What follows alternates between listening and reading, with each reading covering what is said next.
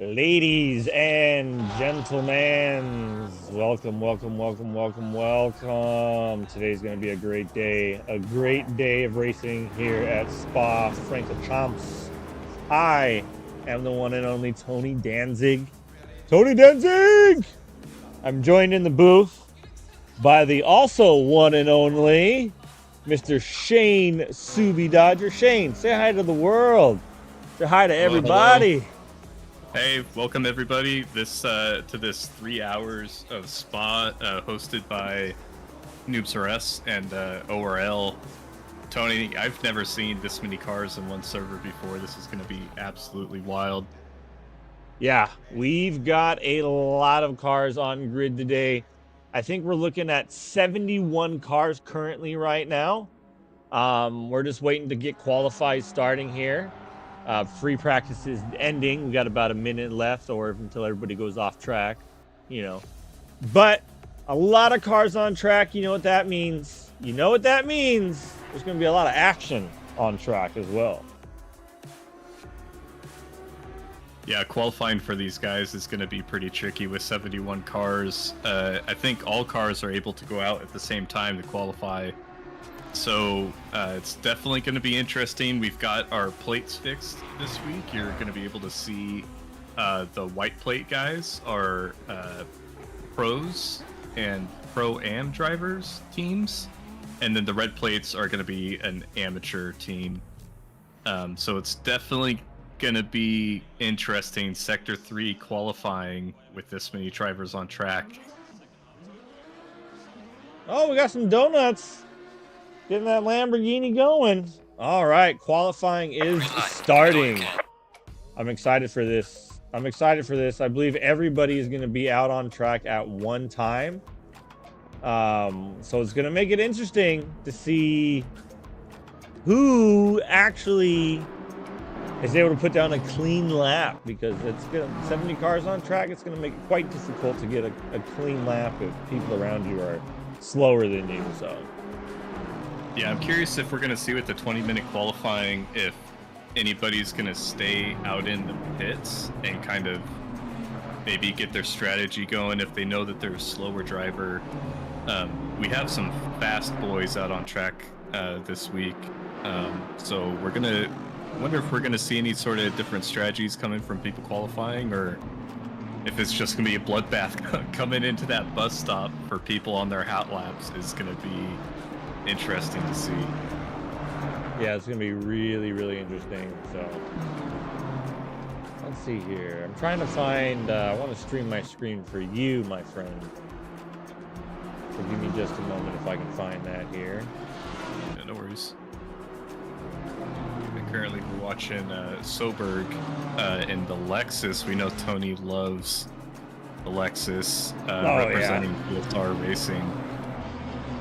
And I think Soberg is one of our is a solo driver, so we'll see how it works out for him. Soberg, obviously a very fast driver, but we'll see how the 3 hours takes its toll on him.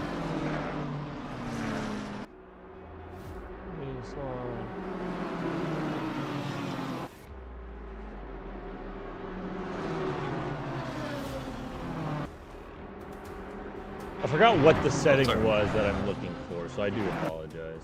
Oh, you're good. There, I think you're looking for entire screen, but if you just screen like the just ACC is fine. Kind of starting to see these drivers bunch up. We've got our first driver Gorecki in the BMW starting his first hot lap. Like Tony, we're still kind of watching some drivers come in through the bus stop and starting their hop lap as well. We're starting to see drivers also bunch up on oh man, I'm totally Blanchimont. Really starting to see a lot of drivers pile up there. Hopefully we don't see any rear end bonks come. Hopefully not. Yep. There's a little tap from Mustang, or I just may be lagging a little bit. Let's go. Oh, I do like this BMW. The BMW of Mr. Gorecki. This orange, white, and yellow one. For some reason, my frames are dropping.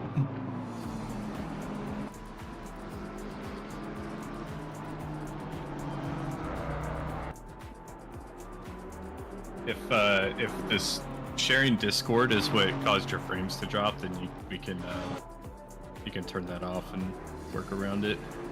Let's give it a second here. Let's try some things.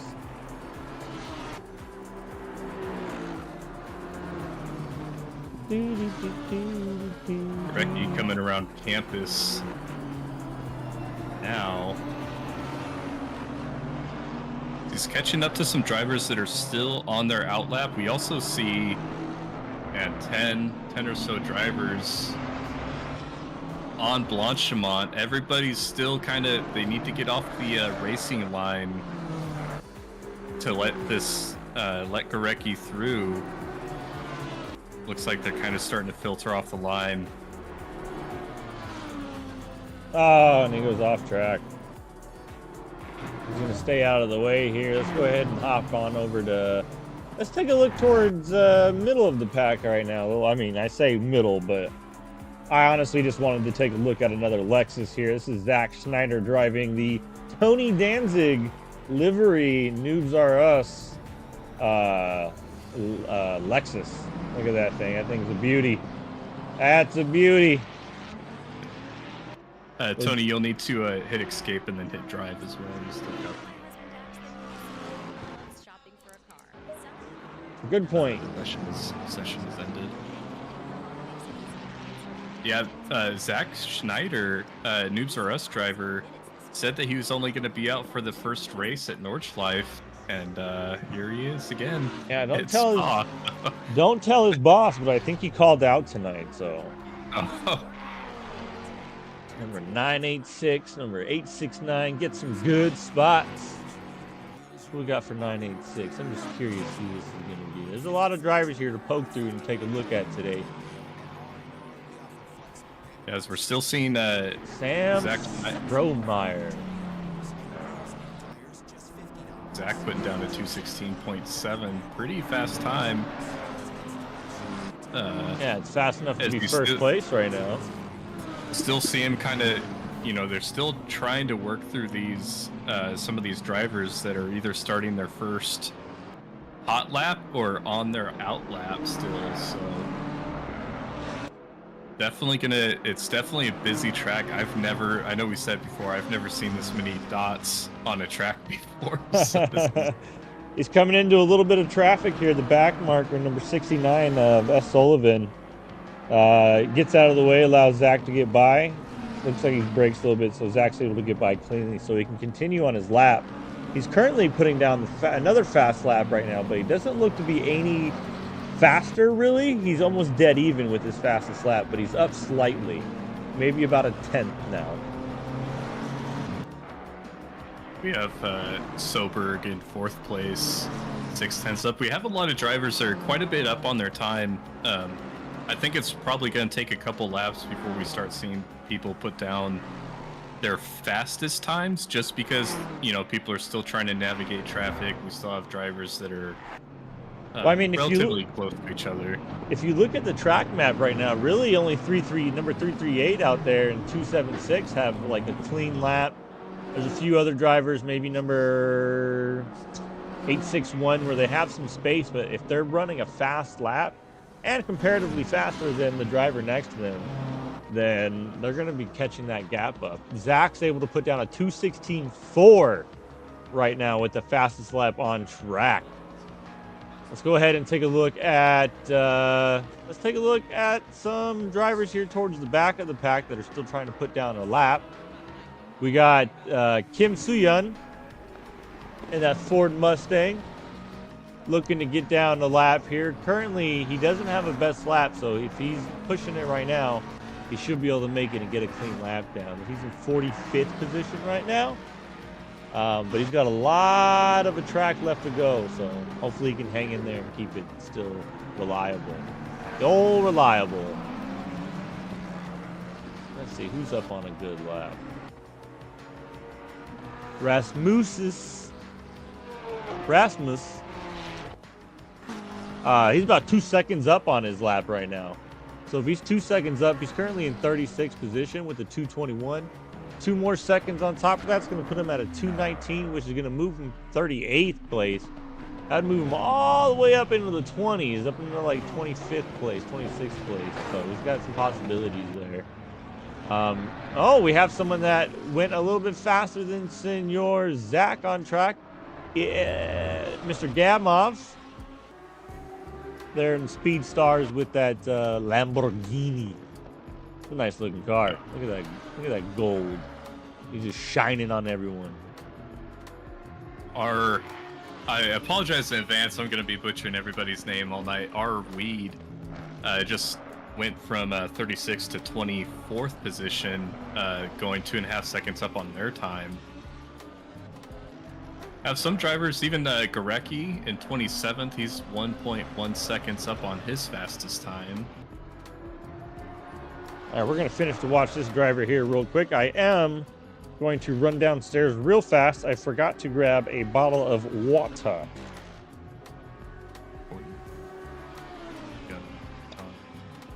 Got to stay hydrated, you know?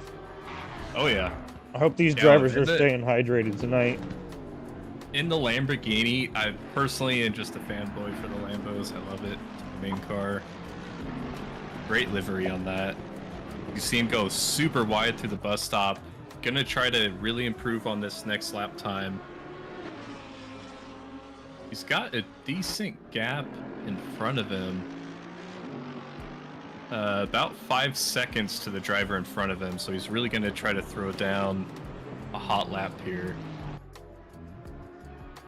Comes around Redillion. Yeah, sorry, LaSource. You have that type of an opportunity to get some clean lap in, get it while you can get it. Get it while the getting's good. It's gonna be interesting. We see a few drivers here with quite a bit of ping. So hopefully that doesn't play too much of a factor in. I know last week we had a few drivers, not quite a few teams, but a handful of teams that ran into issues with driver swaps. With Noobs R Us partnering with ORL for this, this Enduro series is kind of more based around being a learning environment for maybe people who are newer to Enduros. So this is not the longest Enduro that we're doing, but this will still give drivers a chance to do their driver swap, make sure that their team entry list is done correctly. We all know ACC can be a little finicky with watching Gamov here come up on a slower driver on a hot lap trying to get around him.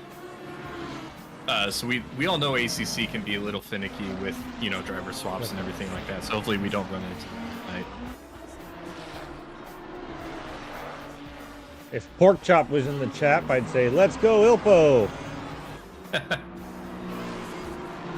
Ilpo on screen running 3/10 faster right now. He's currently got a 2:17.7, so 3/10 faster would put him at a 2:17.4, which would actually move him up a position, quite possibly, maybe 2 positions. If he can get another 10th out of that, that would definitely move him up 2 positions. But we'll see. He's currently in 11th place as of right now. Ilpo. That's a good number on that car, Ilpo. I said it last week, or last race as well, 404. Error not found. Ilpo's got a good livery on that car, too. And he's able to put it on 2:17.420. Very nice. All right, let's take a look at Chase Jones. He currently running a 2:17.1 as his fastest lap. Currently, right now, it looks to be as if this is probably his out lap, because it doesn't look like he's really setting a time. Everyone else seems to have a dirty lap for the most part right now. There's a few drivers towards the back end here that are getting a little bit, they're doing better on their time. Let's take a look at Marcy J. Pyatrich. Oh, I did want to ask you, Shane, because you weren't here until right as the stream started. Did we want to do the driver grid walk down today? Because we could do that. We would just need to start it immediately after qualifying ends. Yeah, let's do it. It's gonna be quick down and dirty. We've got 71 drivers to get through and a lot of names to butcher. So we're gonna, yeah, let's try to get that done. All right. It's gonna be interesting. Going through Puhan now. Yeah, it's another Lexus. I didn't even realize till now. I thought that was a BMW. Just looking at it out of the corner of my eye. And currently 52nd position, Jay Pohl, about 8/10 up on his time, coming across the line, up to 46th position, that 296 Ferrari. As soon as I went to click on him, the oh yeah, he moved. He moved on his position. Oh, yeah, great. trying to. I use race control. Tony's got access to the fancy ACC drive, and trying to scroll through this many drivers to find people is insane. I've never had to scroll this far. It's nice though. I mean, we've done lots of streams where we've had like, 8 drivers on track, 10 drivers on track. This will make for some good viewing because we'll always have somebody doing a battle, or at least somebody always in some action. I just hope that I'm able to capture enough action for everybody that's watching, and those that are going to be watching the replays, hoping to catch themselves on stream as well. I'm just hoping that I can get everyone in their best lights and catch all the good, exciting stuff. I kind of want to do a hover cam for a Rouge. Oh yeah. As it's starting, I was thinking about just flying the camera over there and just kind of looking down at the track. Yeah. Yeah, if you guys are watching too and you guys have a driver that you guys want us to check up on, let us know. I know I see Arnie in chat, number 986 and 869. 986 is Promeyer in 36th position, and 986 McLaren. Currently a 10th down on his time, but he's got a 220.7 currently. He's gaining a little bit of time coming through the outside of campus as he comes onto the straight, actually up on his time just by a smidgen. And 869. That's what I'm trying to find right now. I'm like 869. I don't know if I see an 869. I see my dyslexia is kicking in. I see a 689. There's a lot of numbers to look at. Yeah, I don't see an 869 on track. Yeah, if you 3 minutes of qualifying left. Kind of glad that we were able to see the majority of drivers able to put down a time. I think there's only 10 drivers right now that don't have a valid lap down. And those drivers, the majority of those 10 drivers are actually still in the pits. So we have in 67th position Lipolis and the number 8 BMW out on track right now. But this would be an out lap for him. He's coming into the bus stop right now, actually, so this will be a valid lap for him. He's got 3 laps down already, so definitely trying to keep this one valid. If he keeps this one valid, he'll move up 7 spots. So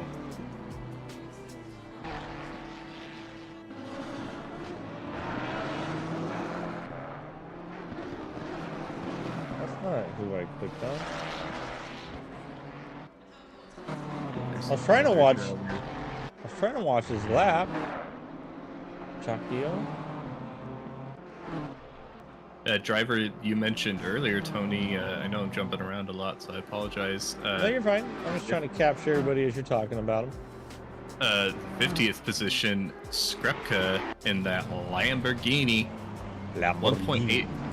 1.8 up on his time as he's coming across the bus stop. And that'll move him good from 50th to... Yeah, he went from 50th to 21st. Damn. What a jump. What a jump. Great we're sorry we can't have you, Noir and stuff. There's a lot of drivers on track.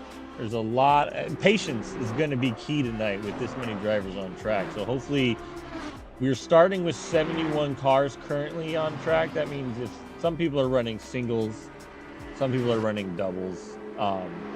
But with 71 cars on track, I really wonder how many we're going to have by the end of the race. I just hope drivers don't get frustrated and then, you know, just have a few errors where they get it into their head, because no matter what, you can always bring it back from a race. There's a lot of time. 3 hours is a long time. You have 65-minute stints. 2 sets of tires are required in those pit stops. They're doing that so they can kind of adjust for those that are changing drivers. They want to be able to just kind of even it out for everybody. So 2 pit stops. I'm sorry. No, you're good. You're good. I was wondering, with 2 pit stops, does that mean, like, say you and I were driving it right now, would one of us only do 1 hour and the other would do 2 hours? Is that the best way to do it?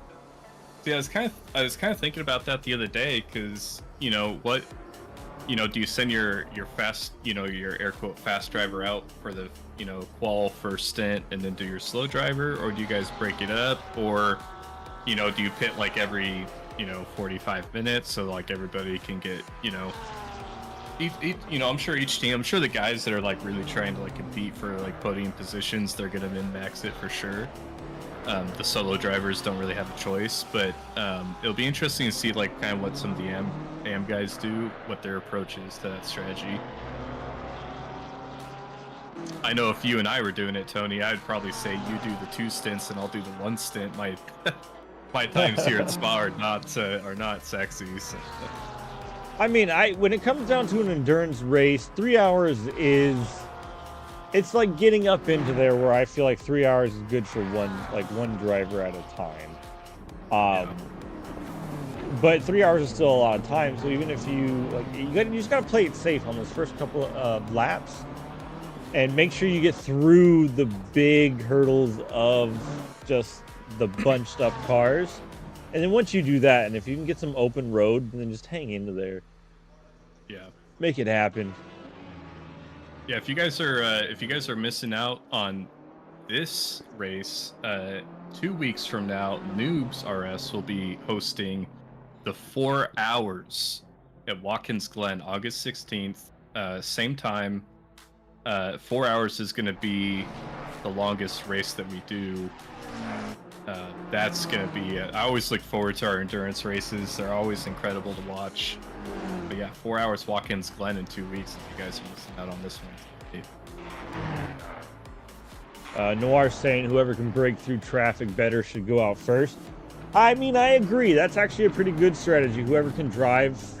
I mean, you obviously want... Who do you save your fastest driver for? It's gonna be crazy because there's gonna be traffic no matter what. By the end of an hour stint, the fast boys are gonna be up there, and then we're gonna have some of the slower drivers. They're gonna. I think there's gonna be traffic no matter what. People are gonna be blue flagged. People are, it's anything can happen.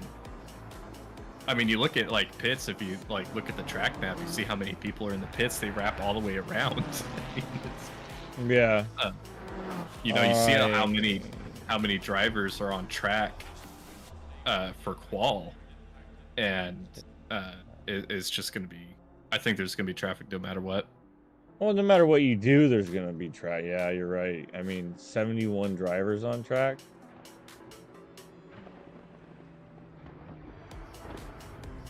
I don't think this is a valid lap for Prawl, but what's up? Oh, it was a valid lap. 216.4 for Prawl. Damn. My fastest time on Spa is like a 218 something, and I was stoked. And these guys are running a 216s. I think someone was talking about a 214. All right, we're going to get this grid walk started as soon as these cars click over to the next screen, or we could start it now. That was awful. I think I got 2 laps without being impeded. However, I'm still happy with my time. Yeah, well, good job, Nation. Rise Nation. Oh, it's Soberg. Oh, is this Oberg? Nice. Some people just know they could save Up in 3rd place. by checking Allstate first. Like yeah, let's get this cracking. I'm gonna Let me know when you're good. I can't see your screen, but I'm just gonna start from the top and Work your way through. All right, yeah, go ahead. Start and where's my next button? Did it already start? I think it's automatically doing it. It's just going through it. Look at it. Look at it go. okay. In first place we have Hang on. Gamov. Hang on. I started it back over. There we go. All right. Now rip through it All right. as fast as you can. Yeah, first place we have Gamov in the Lamborghini. Second place we have Chase Jones in the Aston Martin. Soberg in third place in the Lexus. In fourth place we've got Prawl the Lamborghini. In fifth place, Zeitz in the 711 Lamborghini. Zach Schneider in the Lexus. Tony Danzig Lexus, number 15. Number 7, we've got Max Hustle in the Ford Mustang. H. Puddock in the McLaren 277.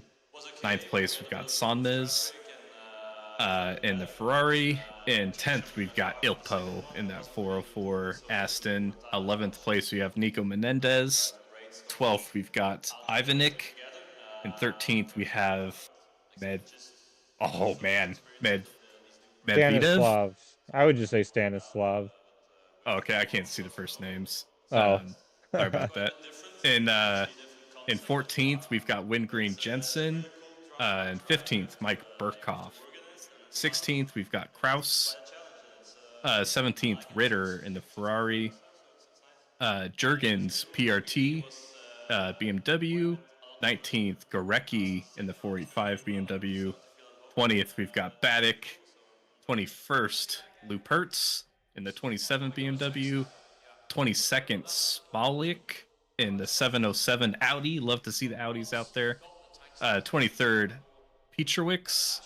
And 24th, Skrepka in the Lamborghini. 25th, we've got Druin.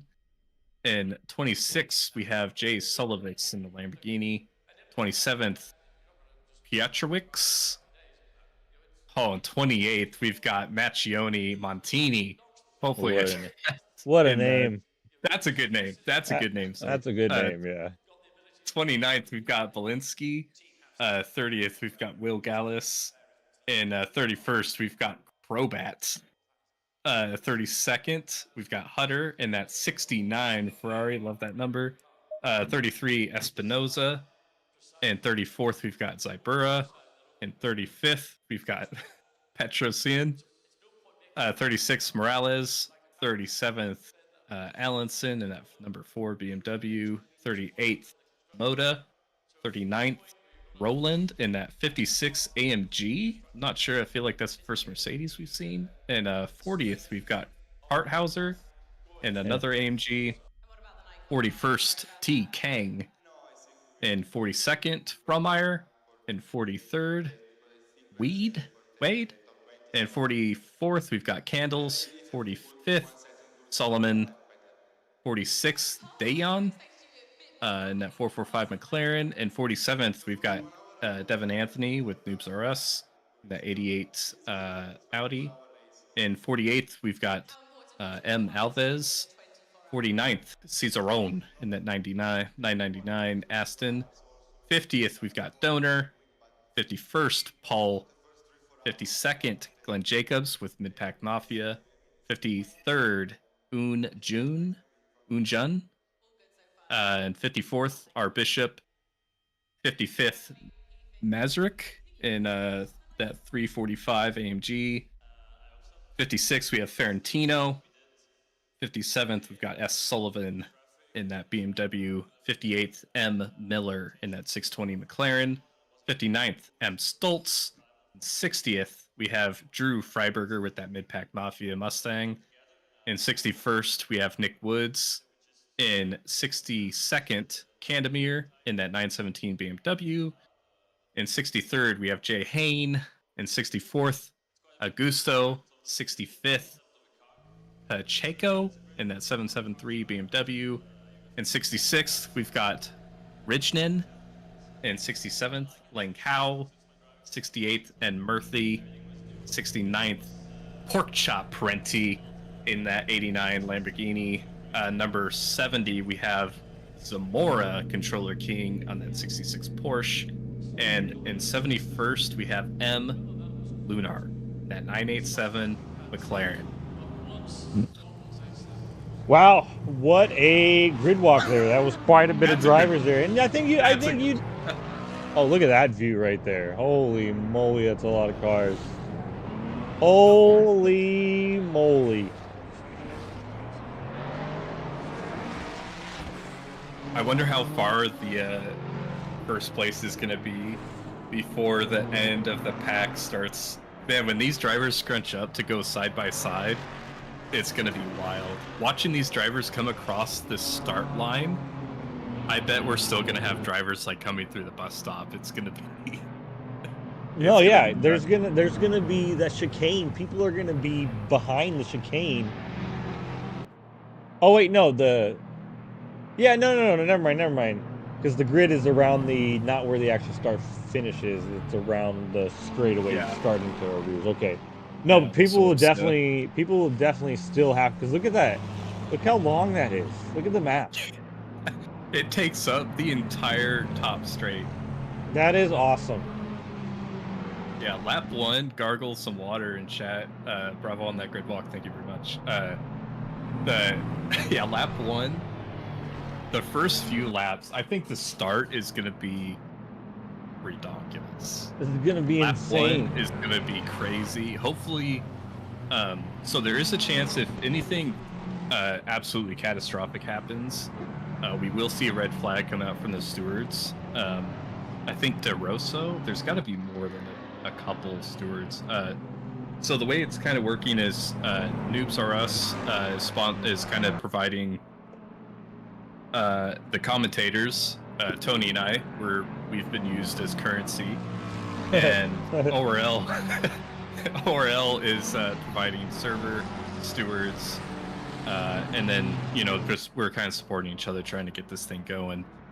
So ORL providing, I'm sure it's got to be multiple stewards for this. Hopefully DeRosso isn't doing that by himself.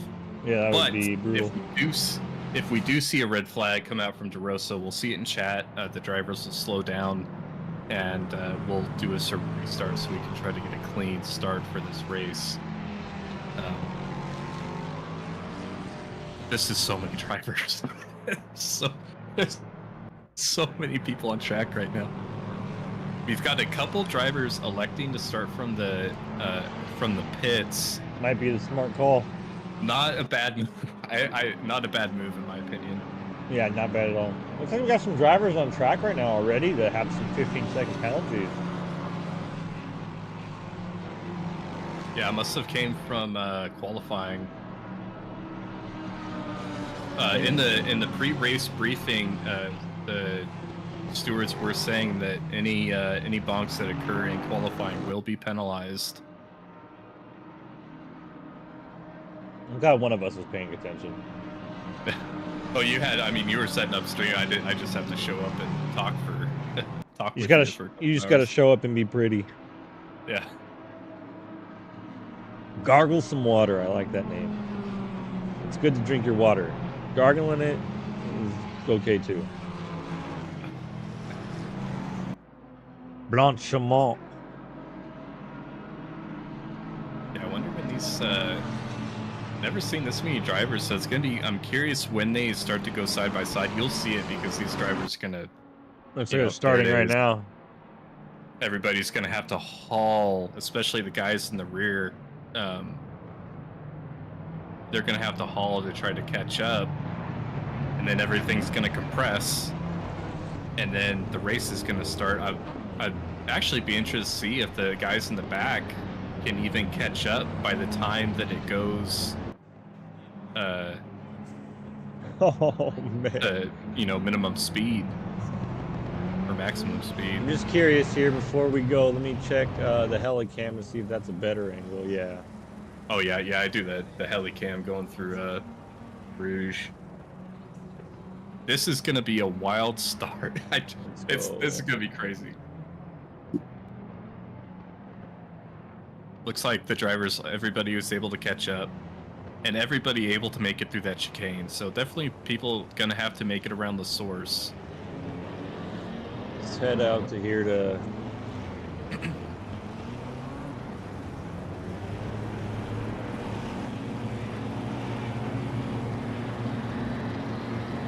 Green light. Give it all you can. And we're green. Green light. People still coming through the source. Looks like they're able to get through clean. We've got one car sideways at the source as everybody's headed up to Rouge.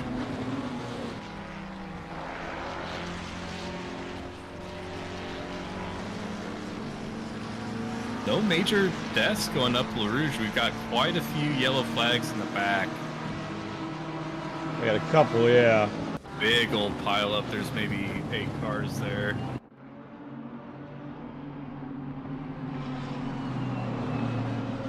Take a look at Swordberg right now. Oh man, we got a car off track. Yeah.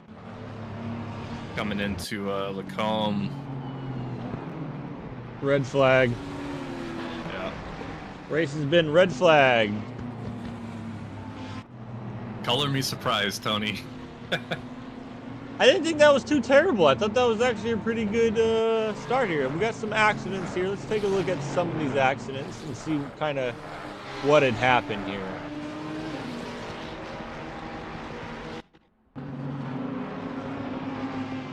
Oh, this was the coming up after the start straight there. Yeah, I'm trying to get the replay here of some action that had happened. Bear with me. There's a lot of on-screen stuff to go through.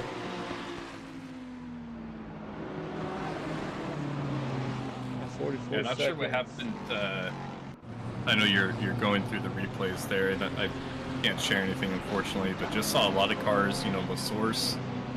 People are. It looks like those guys are.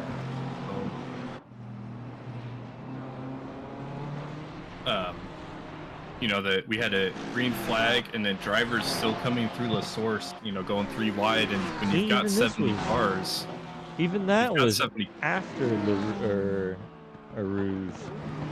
All the others were coming out of the pits, yeah. So they're really, I mean, it wasn't really a Rouge. It was this corner right here, I think, that everyone got jumbled up in, and we got more people spinning into each other right now. I don't think anybody was expecting that red flag, so everyone's kind of bunching up and then maybe going a little too fast, running into each other.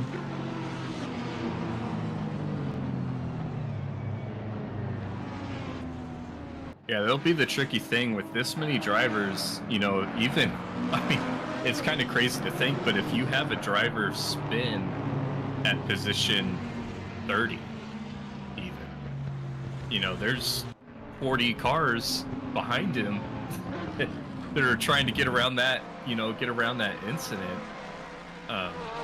You know, it's just if you have a spin, you know, anywhere in this first lap, I think it's going to be really difficult for drivers to get around. The way the red flags will work, though, is the stewards right now, bless God help them, is they're trying to go through the replays right now to designate if anybody is specifically at fault that caused this red flag. They'll be penalized appropriately. The server will restart. They'll have to apply all the penalties back to everybody. Looks like they've restarted the server. How fast? Or the session. And that's the only red flag that we're going to get. So if P1 spins out and takes out the entire grid, then that's how we're going to party for the start of the race. So these drivers, we only get 1 red flag. We only get 1 restart. After this, it's game on. But drivers know what to expect now. Maybe I'm sure some of the drivers in the back, when that flag went green, I'm sure there's a moment you're like, holy smokes, I'm just coming across. You know, I'm just hitting like the breaking point at La Source, and we're already green. So I'm sure that caught you drivers out. Highlights here, 0, 0, 0, 0. These are all zeroed out. Okay. I'll try to do my best for you guys on the replays. But that is, they're like, every yellow flag and every incident pops up, so it's hard once like a million of them pop up at once to differentiate and to grab the right one. So I do apologize. Why does it keep jumping back to him? I don't need to click drive again, right? Uh, no, it here.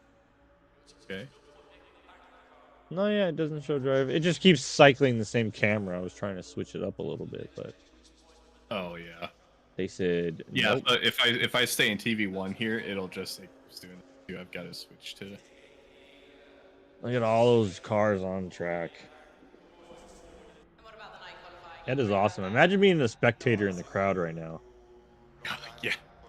There's a track. I'm in Oregon, kind of near PIR, and they're doing a Grand Prix out here in like the middle of August that I really want to go to. I think it would just be imagine like seeing this many cars like on track at one time. It would be so cool for an enduro event. Yeah, that'd be cool to spectate that. All right, so 3 hours. It'll be starting here in the next 2 minutes, 35 seconds. They'll be doing another outlap. So realistically, we're looking at another 6 minutes, 7 minutes. Yeah, luckily this time you guys don't have to listen to me do the whole grid walk again. So Oh, thank God.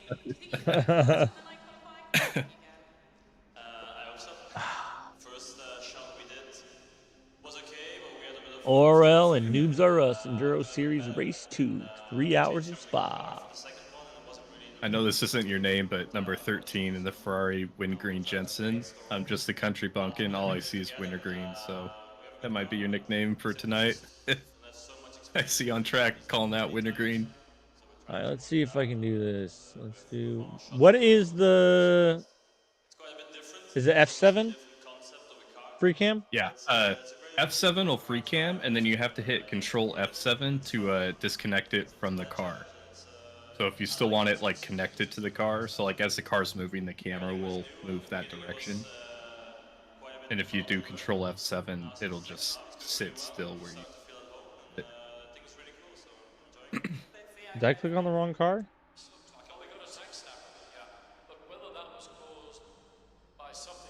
Oh, and then your arrows to move like your. Yeah, I see that. I thought I was on the right car though. The one that you were trying to. You said number 13. Oh, sorry. 13th position, number 1. There we go. Okay. No, you're fine. You're fine.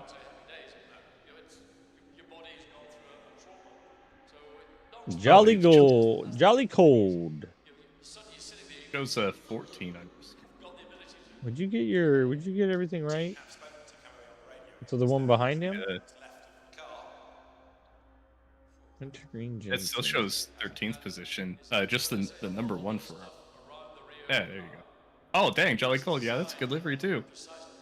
Ooh, I do want to. Now that we're doing this real fast, I do want to take while I have everybody on stream.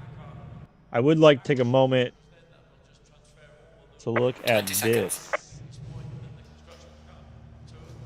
I mean, Tony Danzig, here's the livery, but and most importantly, oh, it's Jeff. It's my buddy Jeff. Oh, it's the official mascot of Noobs R Us, my dog Jeff. Okay, that's all I needed to show to everybody.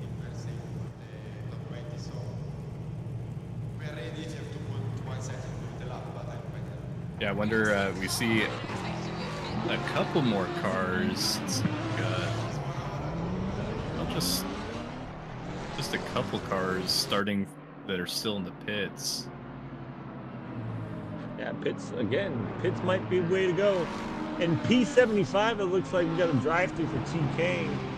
I can see it right there on the top left-hand side. It's not the best way to start your race. Do OT. Or is that supposed to say do it? Who knows? I don't know. But we're starting again here. Circuit de Spa. 3 hours. Oh, 70. Is that right? No. Did we gain more? I still see 71 on mine, but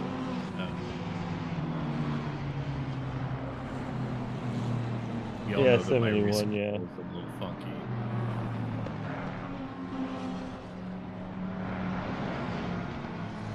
I love Looks seeing like all these for racers on track. This is awesome. I really hope everything stays good server-wise. I know if there's a big accident in a Rouge and a car slips, that could cause an issue with this many drivers on track.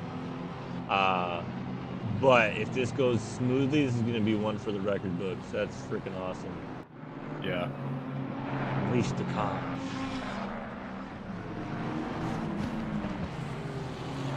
Let's give some driver shout outs out there. I'd like to give a shout out to number 88, riding there in the Audi, Devin Anthony.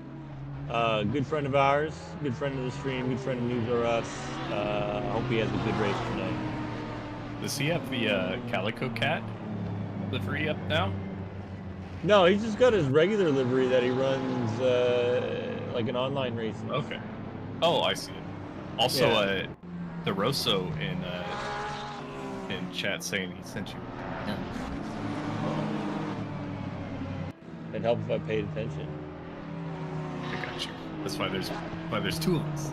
Oh, nice. He offered the penalties so we can look at them live in chat. Or we can look at them as they're being handed out live. Oh, cool.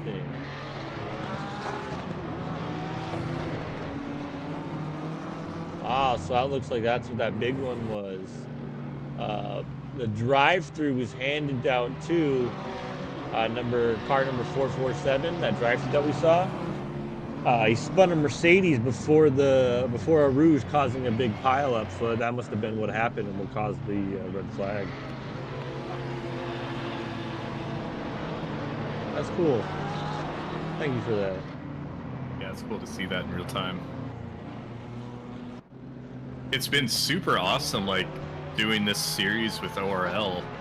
Just seeing, like, how, you know, other communities, like, do their races. And we've never done an Enduro event before, so this is, like, totally new for us. It's super cool to be able to see that, like, in real time and see, you know, what the penalties are handing out for. It's just lurking in their Discord, and it looks like we have David Alisea out there helping out with the stewarding as well. So you mean Rosso David? And did you call him David? Oh yeah, David. Yeah, David. I'm White. I'm I super white. I was like, who's David Alisea? Sorry, David. And ORL is one of the largest and fastest growing leagues for ACC. On not only just America, but they also race in the EU and the APAC time zones. They recently started running events on iRacing as well, which I would be interested in getting started on. But they host monthly endurance races to diversify their format. They're beginner and pro friendly, highly competitive racing across all skill and experience levels, and they encourage anybody that's available. If you ever want to come sign up for a race, come join their Discord. Come join theirs.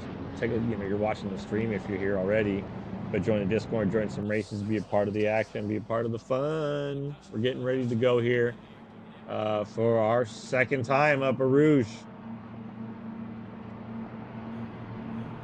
Keeping an eye on the source, just looks like people are a little bit better prepared. Back here. Oh, we have big bumps. Oh no. Oh man. Oh no. I don't even know how to call that out other than a few minor bumps going up La Rouge. Oh, and there's Oh, big stop, big gap on the straight. Oh no. More cars going up. Man, that's good news, bad news. Really going to stretch this. Stretch the gaps out for these cars, as we still have cars still even getting up to speed. A couple cars getting off into the grass. It looks like we've got a few that are returning to garage. I am at a loss for words. Couple meatballs. The amount of money that was just damaged in cars right now. The amount of engineers that are fuming at the moment. The amount of engineers Lots, that are just shaking their heads. Lots of close racing. We got another flag at Brussels. I can't even scroll down fast enough to even see who that is. Glenn Jacobs, unfortunate in that Pack Mafia Lexus. He's getting back on the track. Yeah, we're gonna try to call everything out as best we can, guys, but these guys move so fast down our list, it's hard to keep track of all of it. Yeah. Jay Pohl in 38th position and falling as he's crawling through the exit of campus. Cars are coming up on him quick. He's on the racing line. He needs to step on it. They're 3 wide, 4 wide as they're coming onto Blanchimont. He's stuck in between these Mustangs. They're gonna go 2 wide through Blanchimont as they're coming into the bus stop. Bonking back and forth. They're trying to, yeah, okay, backs out just a little bit. That Mustang, oh my god, that Porsche. That was close. I do like that Mustang. Oh no! The Ferrari gets spun by the Mustang. More bonks and bus stop. And then we got a mid-pack Mafia. Drew Freiberger caught up there in the action. There's nowhere they can go. Yeah, they're holding brakes, but they're holding brakes, but they're still getting ran into. Try to get off that line. Lots of cars going into the pit. Holy smokes! We got Devin running a little wide going up the Rouge here. Got a 6th place. We've got Puddick and Kryn kind of going back and forth. We've got Zach Schneider and the Tony Danzig Lexus. They're coming on to Puhan, exchanging positions.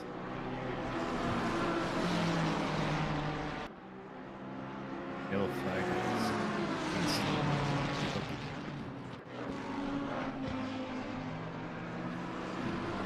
Oh man, that was a lot of action that first lap. Yeah. Yeah, we've got cars still returning to garage. We just saw the 7-7 car of Augusto. The McLaren, he just spun out on the source. Probably got into some sort of bonk there, but he just returned to garage. Taking a look at Elpo in 22nd place right now. Is kind of fighting, got a pack of geese all around him. Trying to see where he can make his move settle in. Get some good clean laps in. It's going to be tough coming into this braking zone. This braking zone is always scary for the cars that are around you. Especially having that many cars going into bus stop, we're going to see a lot of compression there. I'm able to make it through pretty clean. Very nice. I don't have everybody's liveries updated, so Ilpo is just a white, green, and purple car in a sea of black for me. It just looks funny.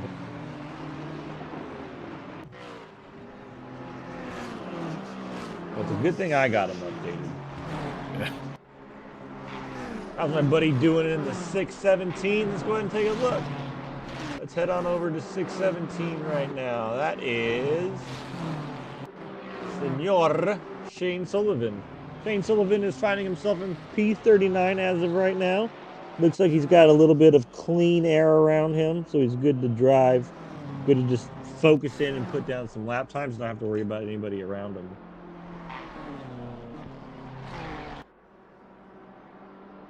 Let's see, who's fighting the battle here? We got Zabura and Morales and Ciceron. All battling here. Kendamir in 47th position, falling down to 48th as he got a little sideways coming up La Rouge. That's going to be, that's 5 minutes into this race. People are going to be doing a Rouge all night if you're overseas, and all afternoon if here in the Freedom Land. We see another car off in Macomb going into Brussels. Lots of close battles still to be had. I mean, we've got 70-something drivers on track, so I mean, we're gonna be having battles going on for the entire 3 hours, I feel. Yeah, we are. Let's take a look back up at the front at your pole sitters as of right now. Or not your pole sitters, so your race leaders. At first place, we got Gamov in that Lamborghini, followed by Chase Jones in his 274 Aston Martin. And Glenn. Glenn off track at Rouge, trying to rejoin safely, but we had guys coming out of pits. Getting caught up in it. Yeah, got caught up. He's gonna RTG. So you have the leader, just like you were saying.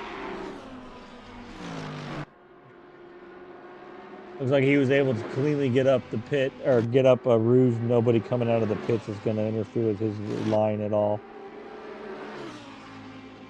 Yeah, we had number 89 and 772 in 53rd position. They just got into a little bonk there at campus.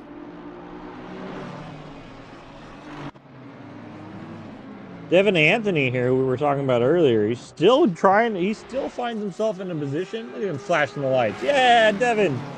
You know me, I like a good light flash. Doesn't necessarily mean, you know, it's not get out of my way. It's just that I like to think of it as like, hey, here I am. I just want, you know, I want to toy with you a little bit.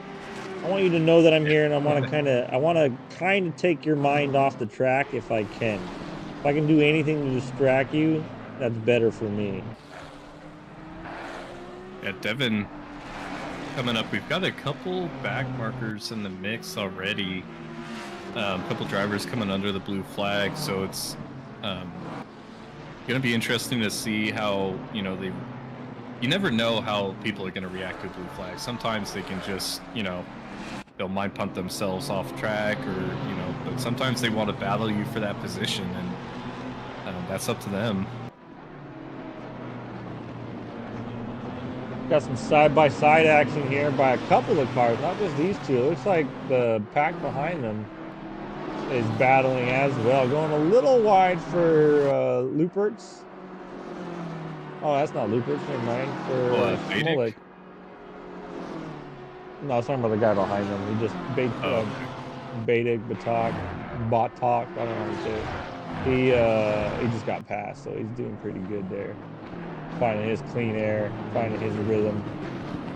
Batik, one of those drivers that I remember talking about during our Noobs Enduro, had a lot of good battles a couple weeks ago.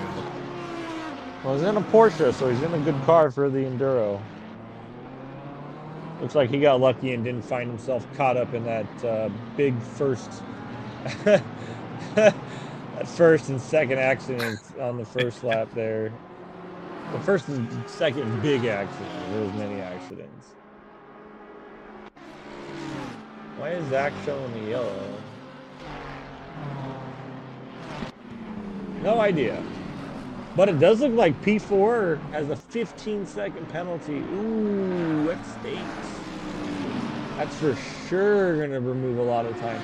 It'll be interesting once we start seeing these drivers go in for their pit stops. Positions are going to change for sure. Yeah, they are. And that's going to, not only that, it mixes up where you are on the grid with cars, right? So, like, say if you're in a clean area now, and you have to pit, and then you come out in the middle of the pack, it's just like, oh, now I got to battle when I didn't have to, and I got to be careful. Yeah, both the drivers going on. A couple cars stopped at La Source. Ritter and 38. They were both kind of holding their brakes because they're in the line, but neither one of them's moving. Trying to figure out how to get out of that situation.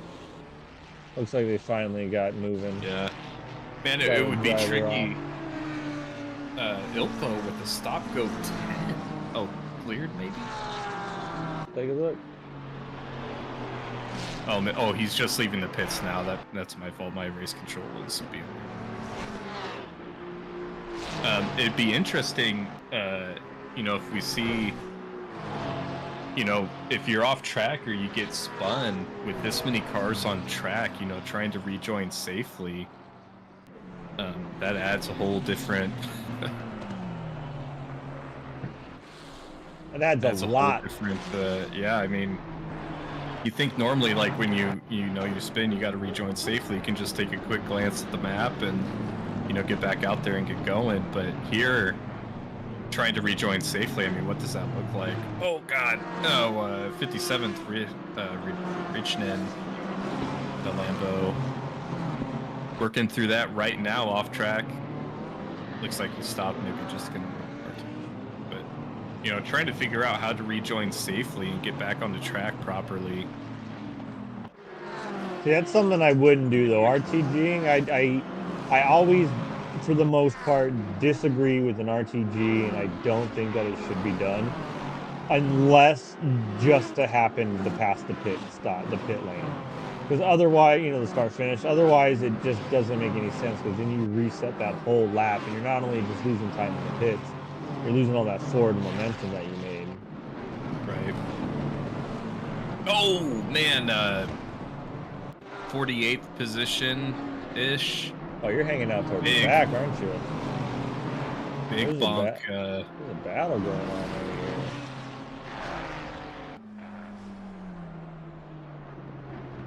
here. Sends it. Oh, the other guy just broke away early. Yeah, we still see Ilpo. Yeah, Ilpo in the mix now. Catching up on that. Yeah, a couple yellow flags out of Brussels.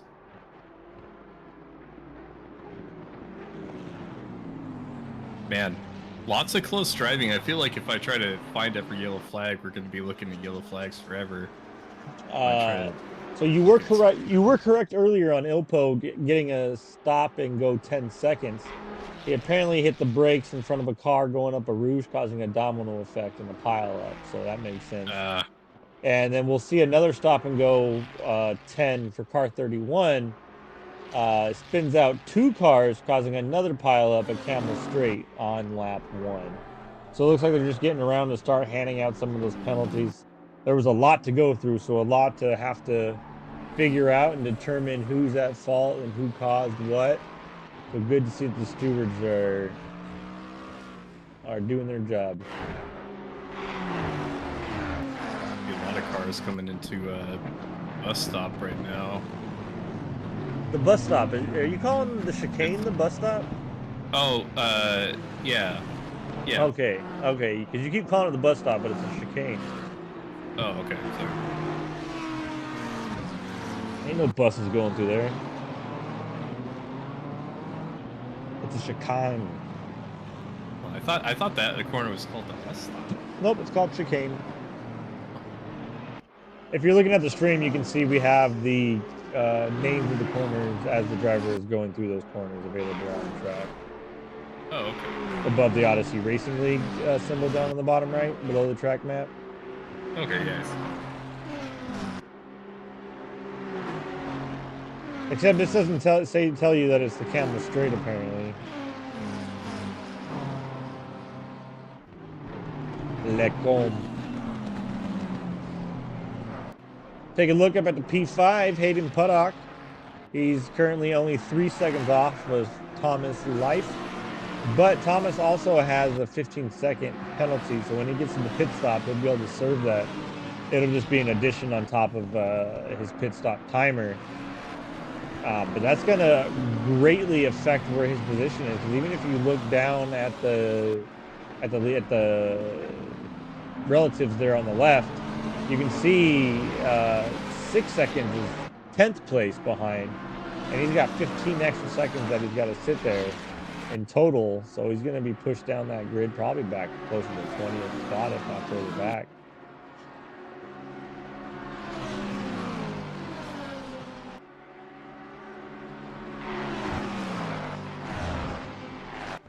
Yeah, a few trains still going. Are you still looking at Puddock?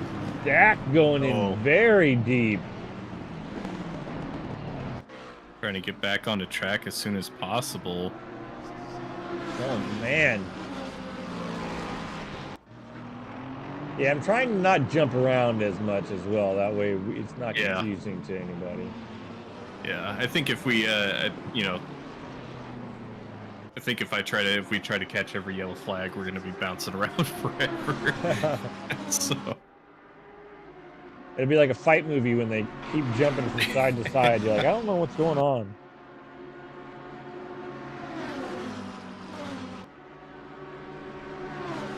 yeah, we've got this train going from 5th all the way down to 8th place, and then Nico Menendez in 9th place, 3.5 seconds behind. But Nico right now is in a battle with Wintergreen Jensen. Half a second behind him as they're coming into Brussels. Is that you said that? Brussels for the next? Brussels? Hey, probably not. Oh. I'm sticking to it. I'm sticking to it. He says.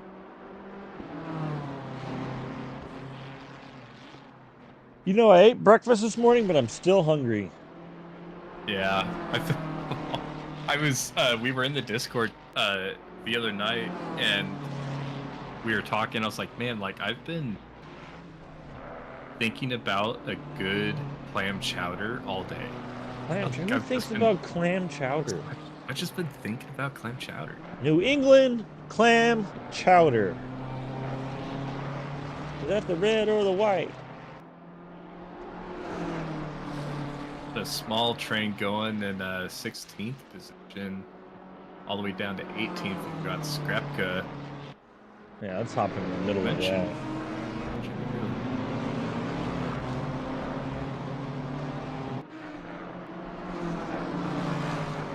Doing some battling. 16th's not a bad position to be in. Down in a 34th, Ivanik side by side with Moda. Oh, he just got the pass done on him as they go down into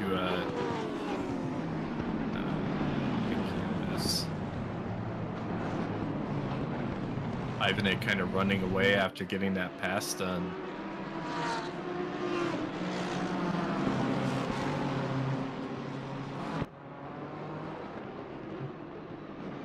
All right. Let's head back to P5 here with the BSR Racing Boy. Puddock. He's still trying to make his move over P4. He's trying to get it done before he's got to do a pit stop. That way he can just extend his time on him.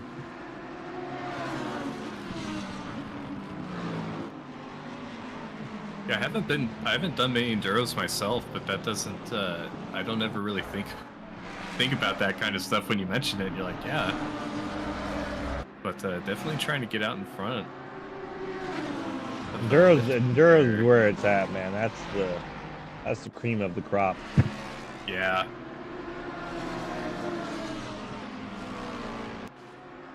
Yeah, I'm stoked that it's been super fun to commentate on the races and everything, but hopefully we do another Enduro series. It'd be super cool to get in on that. Oh, yeah. Yeah, if I wasn't streaming, then I would most definitely be racing in them, that's for sure. I probably would have done this series alone, though. Like, I think I just would have soloed all the races by myself. Yeah. Because, like I said, 3 hours I feel like is the sweet spot where you feel like you race a lot and then you need maybe a bathroom break, or you just need like a good drink of some water. Or the straights are luckily long enough here that if you need some water, you can get it down. But yeah, there's some other tracks it's not that well. Let's head back here to. Sorry, I just noticed in here, Lifke and Kren got the same livery on their cars, but I don't see. A couple drivers have the same one. Max Huxel has the same as I think 2 other cars I've seen, or at least I know it was at least 1 other, but they're sharing a livery. Let's take a look at our boy Glenn Jacobs here. He's just out there racing by himself right now. Looks like he's pitted and his car doesn't have any continuous damage on it, but I know he's ran into some errors and some mishaps on there. We're trying to show some love to the back of the pack. Ooh, Kasaboon. Oh, but no, I was just saying Kasaboon finding himself back in 47th position right now. He must have got collected in that crash earlier.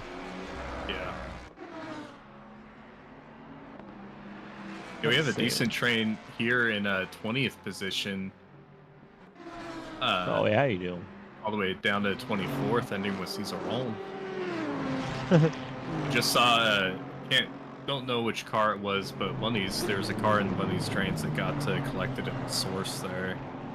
But these guys right here, all battling for position. 20th all the way down to 20.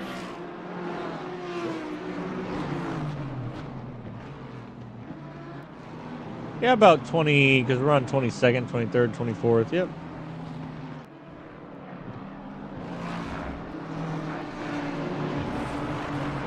I like that BMW.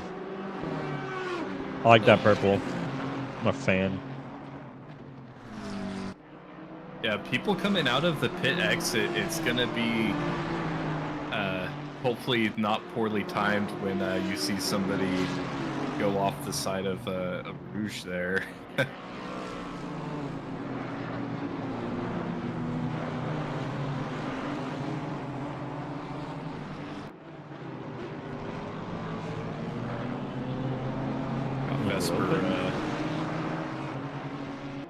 Vesper off track, returning to the garage.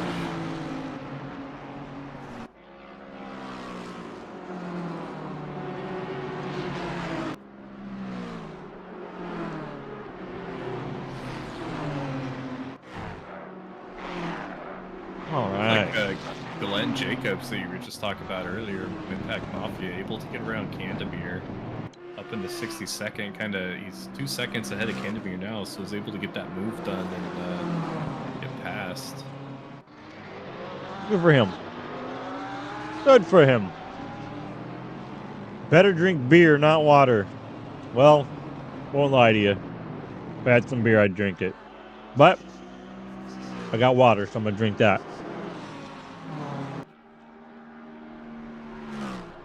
Ilpo in 43rd. Some pressure on Stoltz. Oh, it must have been a sign. I choked on the water. I choked on the water. Must have been a sign.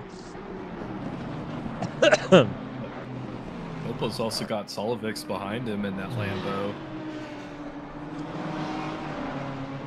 Guys coming in.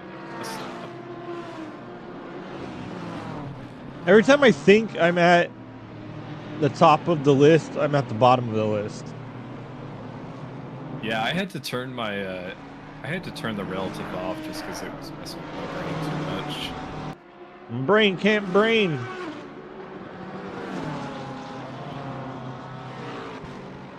All right, he's getting room.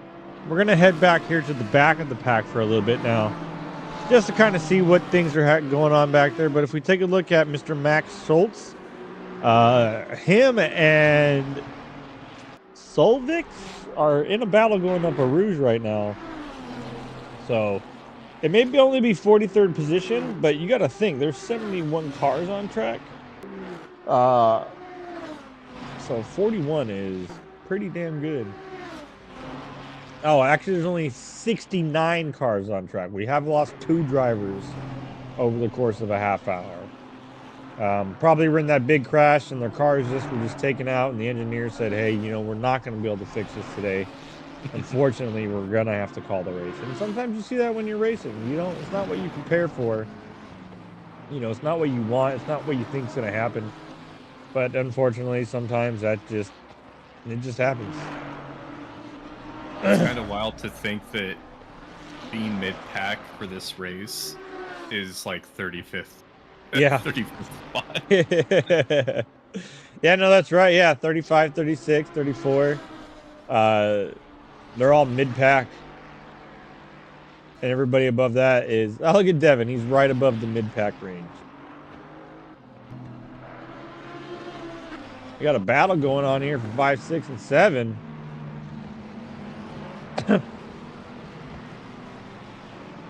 They had some traffic that they're dealing with.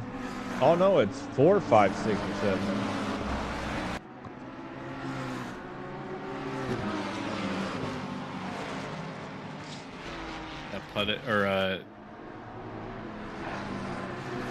We're on board with Kren right now.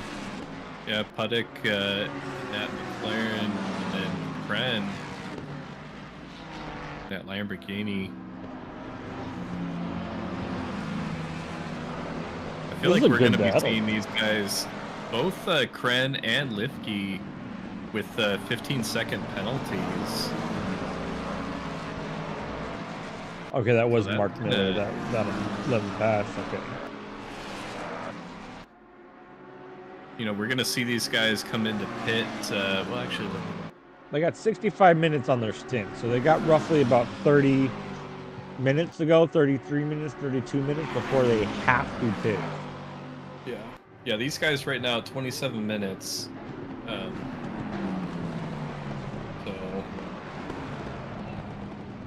these cars can pretty much run just, even if you were to max fuel it out, you could run it for like an hour and some change.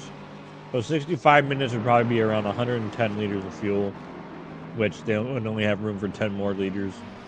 So that's a good time. Good time if you can draw it out. And you're going to want to draw it out because you don't want to have to make any extra pits that you don't want to for fuel.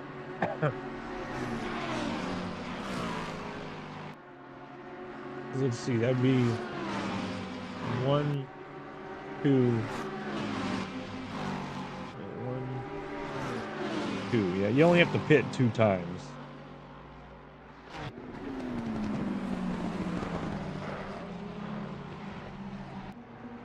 Right? Yeah. Yeah, I think that's only mandatory, 2 mandatory pit stops. 2 mandos, yeah. And you have to take tires as well. Which I don't know why you wouldn't. Yeah.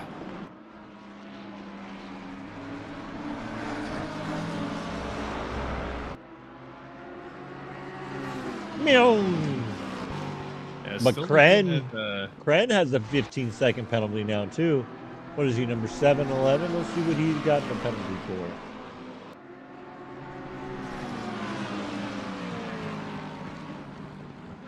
Well, it must have been just applied. They don't have the information up just yet. But we'll see that very shortly. Yeah, lots of yellow flags out. I can only again shout out to the stewards for this, because yeah, they have their hands. They have their work cut out. We can walk away and take a water break or do whatever, but the stewards, man, they've got to look at every single yellow flag, and I'm seeing yellow flags for people just going into the pits, and so I'm sure they're they see a yellow flag pop up and they take a look at that. So definitely lots of information that they're trying to parse them.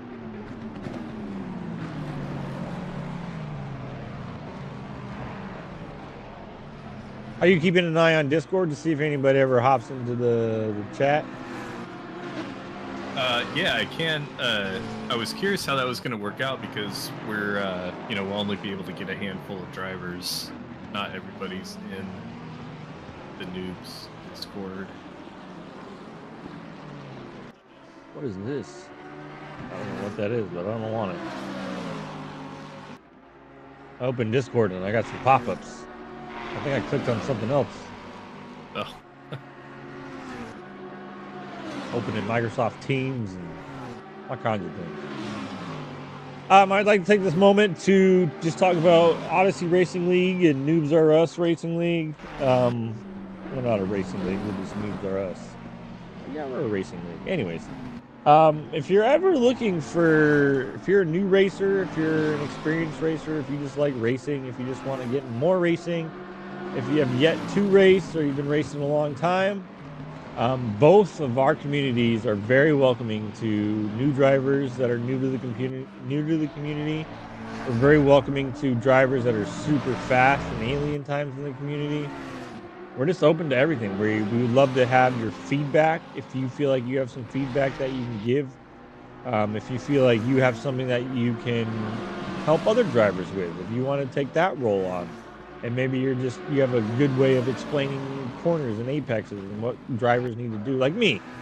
If someone asks me how to be faster around a track, I realistically don't know how to express what I'm doing on track into words so that it makes sense. But if that's something that you're good at, come on over to our communities. But we implore all of you guys to just stop by, come check us out, come do some races. We are always doing races. We always have leagues going on both Odyssey and Noobs R Us. Just check us out, give it a shot. Especially if you just love racing. I don't know. I mean, I could repeat myself over and over and over and over and over again. But realistically, until you get in there and come check it out yourself, you'll just be wondering why. Why aren't I in there? Don't you laugh at me? We're always laughing at Tony Danzig. Tony's an idiot.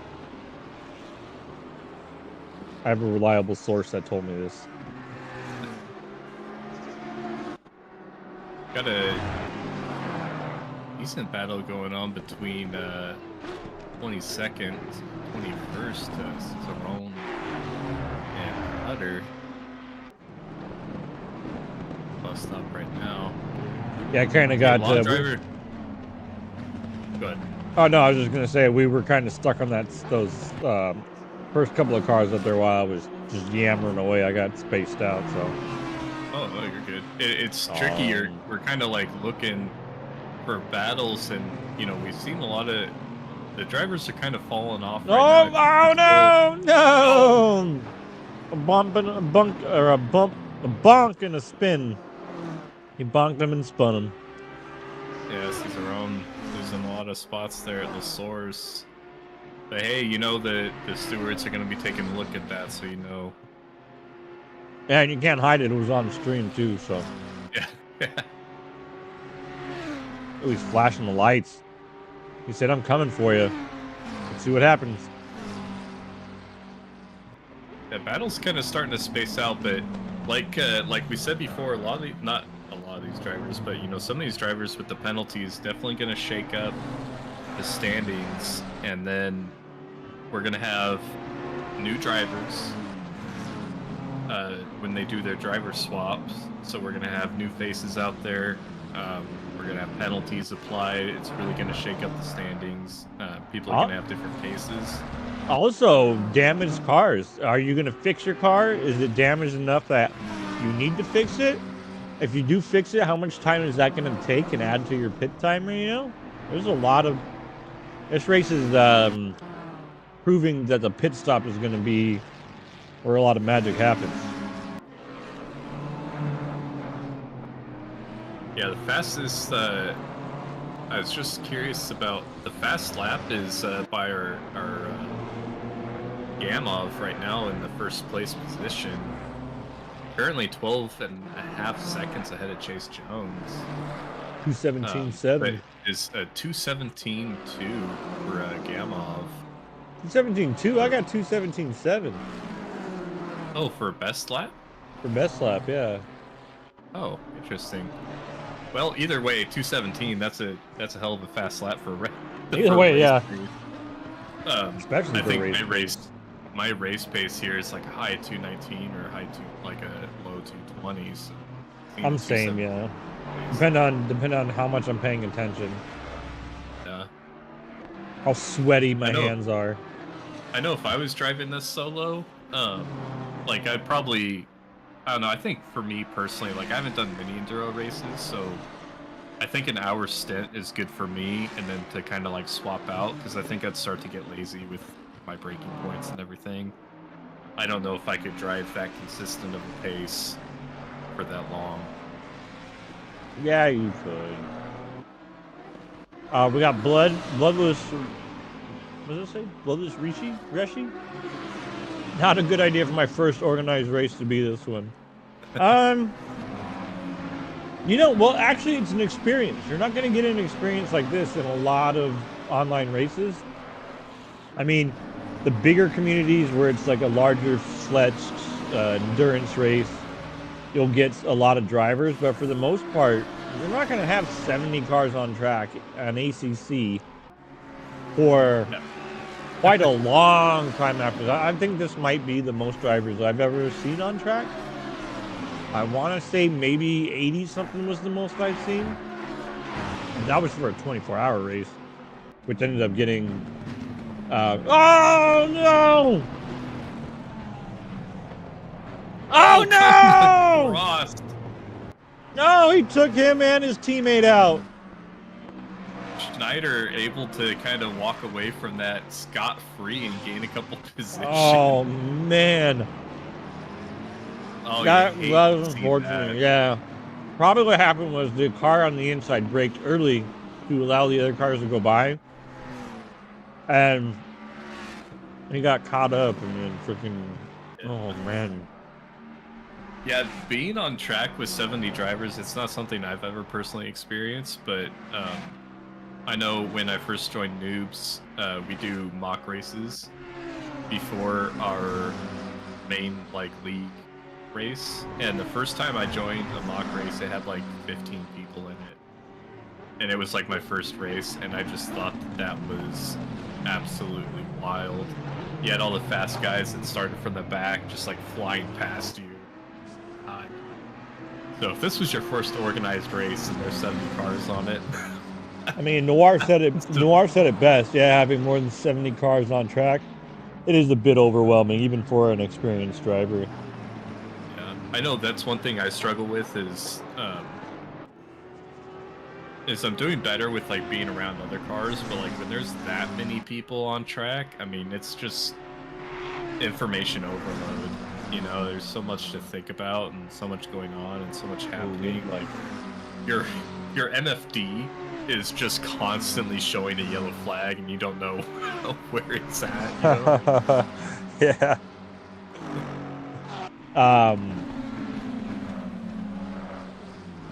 Ivanik, able to get around Espinoza, moves him up into 23rd place.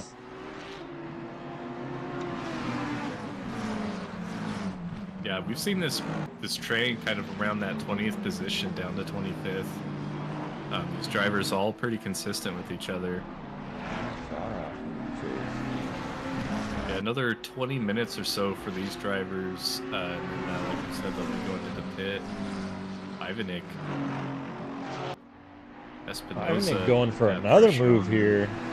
Yeah, but he's like, come on, Morales, you're next. He might get it here in the next couple corners. I feel like I can see it happening. Look at him. He got that nice tight inside on that line. Yeah.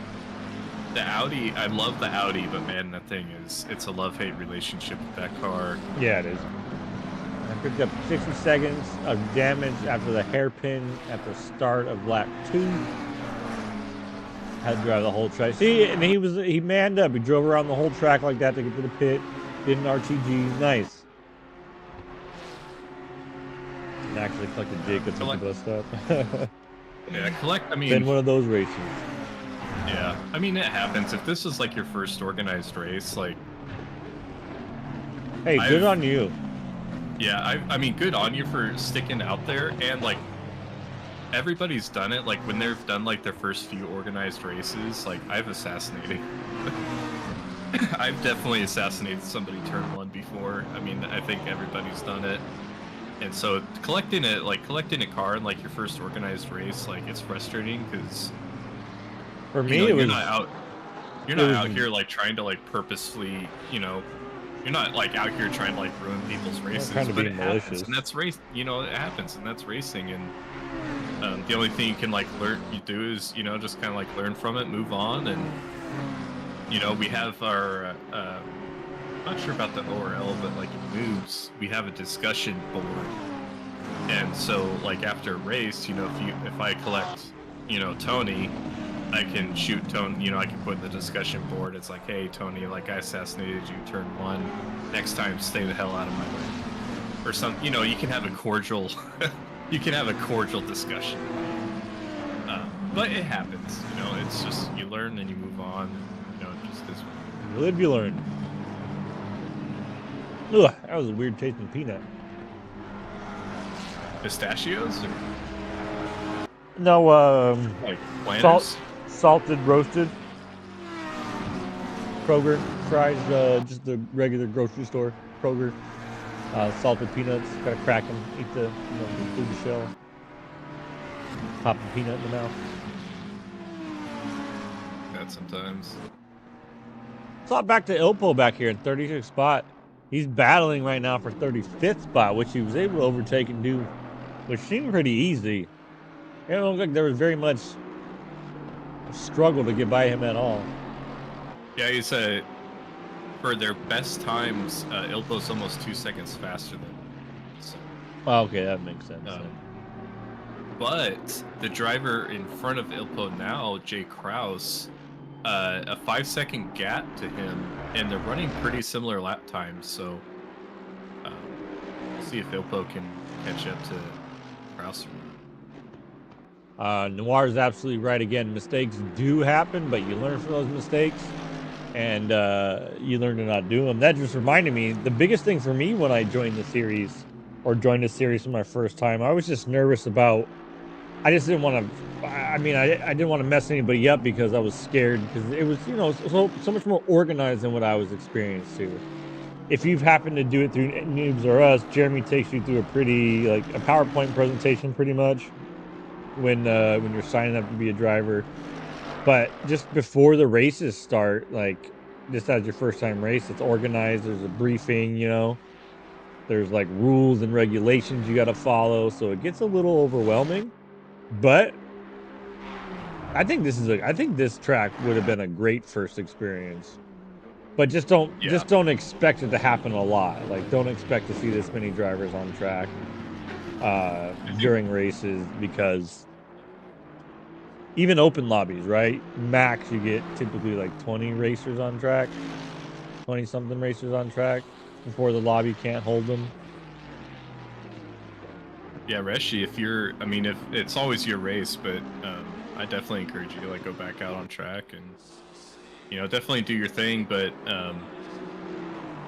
it's just part of it. You live and you learn. Spa is kind of a great track because it's something that you see a lot in public lobbies. But it's definitely, to kind of like what Tony was saying, when I first started sim racing, and I come into this event and they're like, yeah, like it's stewarded and it's streamed and, there's driver's briefing like 15 minutes before and like, all this crazy stuff. You're like, holy smokes. What am I getting myself signed up for? It's like, this is crazy. They take this thing serious. But it's just, it's just a bunch of people just trying to have fun. And aside from, I've had like very few like actual bad experiences within the sim racing community. Like usually like you bump somebody and it's frustrating in the moment, but then afterwards you're like, yeah, well, Yeah. When I first started racing, I was racing Forza, I think 5, I think was when I started my wheel journey. And from Forza 5 to Forza 6, I used to race so angry, so very, very angry. And then if someone cut me off, spun me, I'd be livid. I'd be so mad. But now if something happens, I'm just like, what can I do? I just gotta get back out, get back on the horse. Yeah, it bucked me off, but I'm back on. Yeah, the race in 2 weeks is going to be... 2 weeks is actually going to be the start of the Noobs R Us Season 9 GT3 series. That we don't have 70 cars for. I think there's... we'll split it, so you have the AMs and their own split, and then Pro-Ams and Pros and their other split. That can get upwards of probably around... We had 50 on track last rookie series. At I forget which track it was, but we had 50 of them on track at once between the splits. Dakota. Yeah, we had you know, combined. So the third and sixth races will combine, and that combines for like 50 drivers. But I think each split. I think the AMs have more drivers, but they have like 20 to 30 drivers on track. So that's still, you know, I'm thinking of Kyalami, you know, or in rotation this season is going to be Brands Hatch is a short track, you know, so 20 drivers on Brands is going to be, you know, Heading back to the racing, we got Piotowicz fighting Lankow for P56. I mean, just because you're far back like that doesn't mean you're not in for a battle. Yeah. We have a driver off track right there. In that back corner. Out of the way. Look at that map. Look at all those drivers. And that's one thing that I really like about sim racing is like you're down in 57th, or you're down in like whatever position you're in, but you're battling another driver for position. I don't care what position you're at. That's fun. Yep. That's you know, it's like that's what it's about. You know, I don't care that you're not battling for first. You know, it's like you're just out here, you're driving and you're battling. And we talked about it last week. My first Enduro, my buddy brought his, you know, G29 and like some foldable play seat and set it in the basement here next to my rig, and you know, we just did a little like 3-hour Enduro with each other. And it's just fun. A lot of fun. Aston trying to make a move on the Audi. Got the better line, I think. Maybe not. That looked like a better line to me. Yeah, pretty defensive line going into the source here. Well, I lied. I think it goes back out, but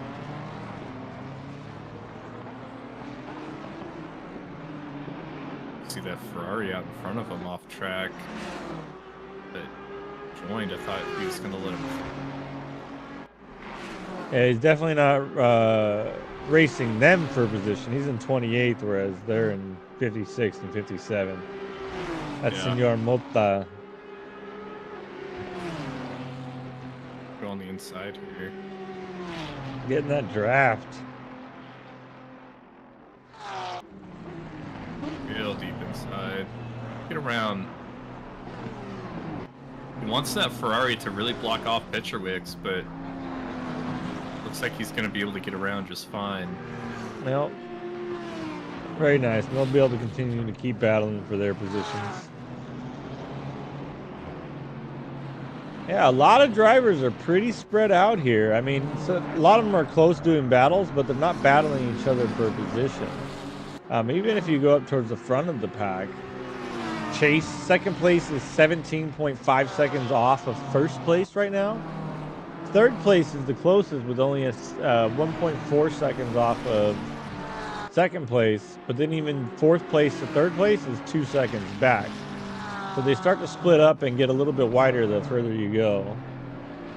Yeah, just scrolling through my race control right now, I see 5 drivers, Cosboom getting past.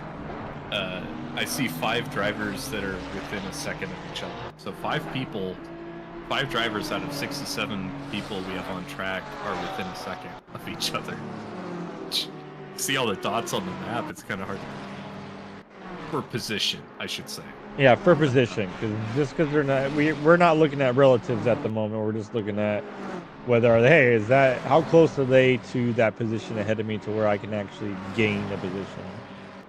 Not hey, can I just pass this car and then, you know, like passing traffic. I mean, so what?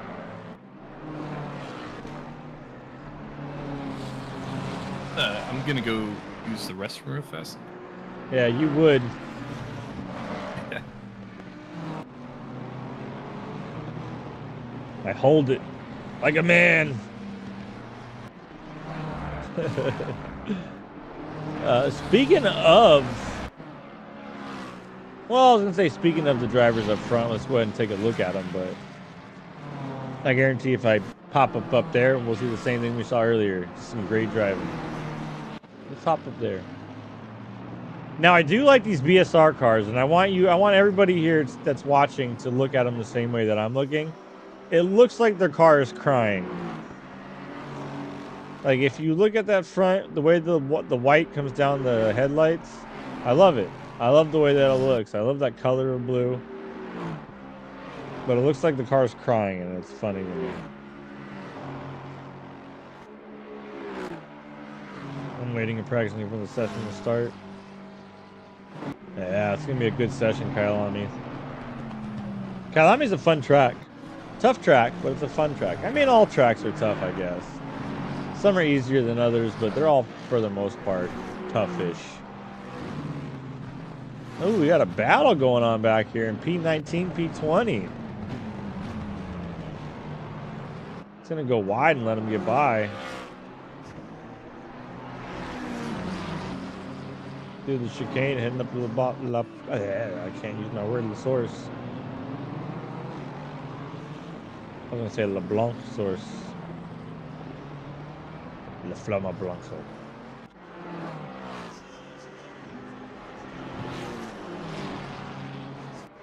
Coming up, Rouge. Got someone coming out of the pits. Looks like they'll be able to get past them, no problem. Easy peasy.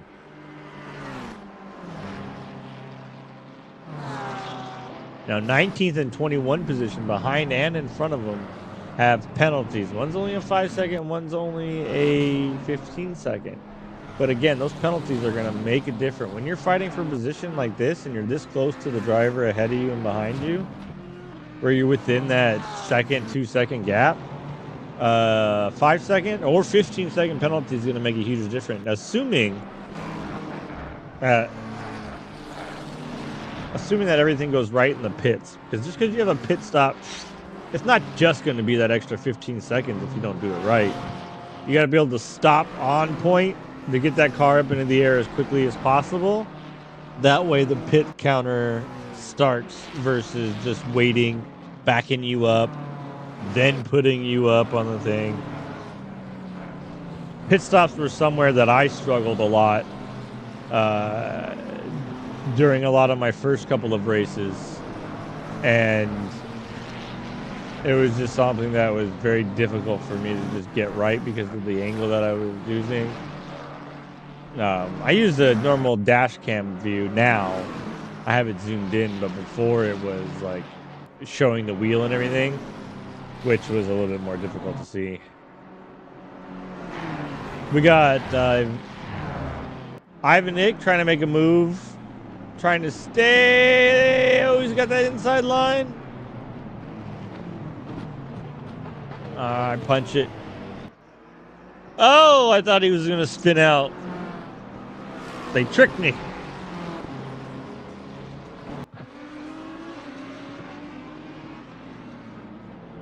Oh, to the inside again. Nice, keeps it clean.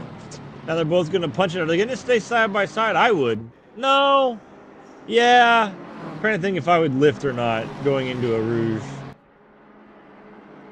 I was going to say, yeah, if I was the McLaren, I would have pulled back just like he did to get that line, but he's going faster than that Lexus is.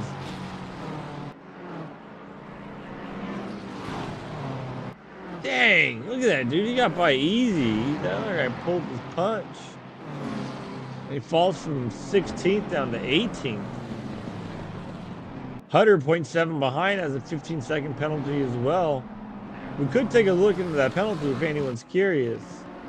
But he'll have to serve that when he comes into the pits. People are going to start pitting soon.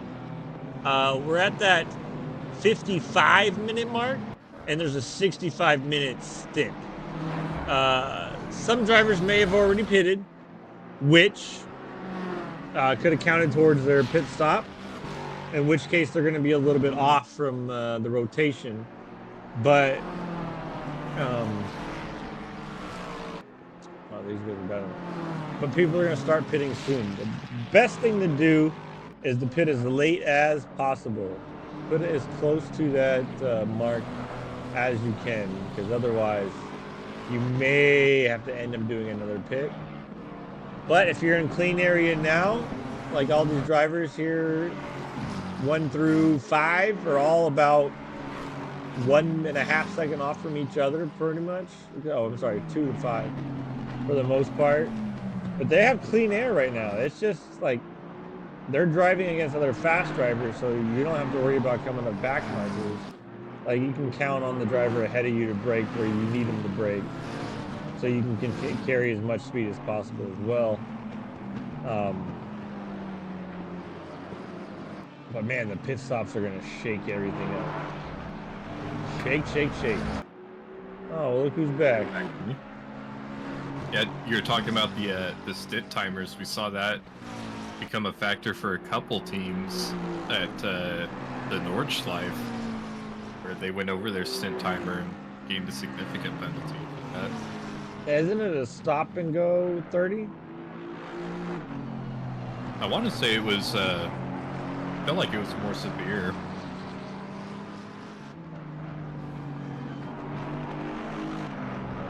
Stop, I mean, a stop and go 30 is pretty severe. Yeah, and I think it was worse than that. But I can't remember. Well, we'll find out if anybody decides to do that again this time. There's really nobody on at least that I can quite see that are really doing any battles here for position. Now we do have drivers that are within a little bit of a battle on track, but they're just all back markers to each other. As you can see, if you look on the left here, we're looking at P14. P13 is 2 cars ahead of him, or is a car ahead of him. 2 cars. Yeah, 1, 2. And then the cars behind him are 34th, and then 49th, and then 15th. So they're not necessarily as close for battle, but they are still having battles on track. Ooh, I think we just... Oh, big wreck at the top of Rouge, shaking some positions up. 28th is who I'm looking at, sideways at the top. Car's able to get around that. I was trying to do yellow flag, accident, 620. Let's take a look at this accident here and see if this was it. I think we're looking at Mark Miller going up a Rouge. It says accident. Oh, there was the accident there. And then Mark got sideways.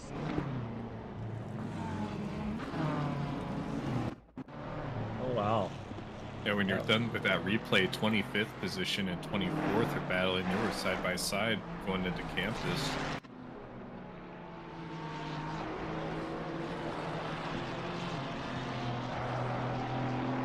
Gandal's putting some pressure on Kraus. Car2 is already big enough of a penalty in Spa. Stop and go 30 is a race ender. That's what I'm saying, man. Stop and go 30 is a race ender. You gotta stop. We had our, then get penalized. Sorry. And then go. We had our race here on Thursday in ORL's GT Americas series. So they have a GT Americas and they have a GT3 Europe. They're multi-class races, so GT3, GT4. And I was up in 5th place, I think, in the Audi, and ended up crashing myself on campus and giving myself a minute of damage. And that dropped me all the way down to like 17th place, and I think I finished 14th. Pendleton coming in the pits. Yep.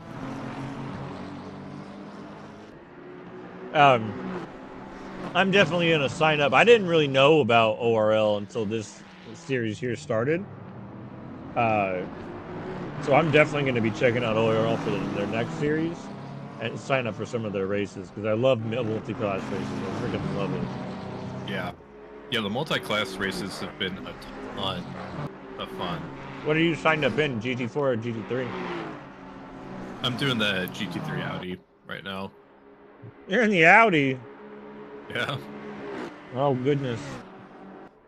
You made that decision, huh? Yeah, but it's been nice. It's been a good news, bad news thing. Like, I got to do a season in the Audi, and now I know that the Lambo is the car for me.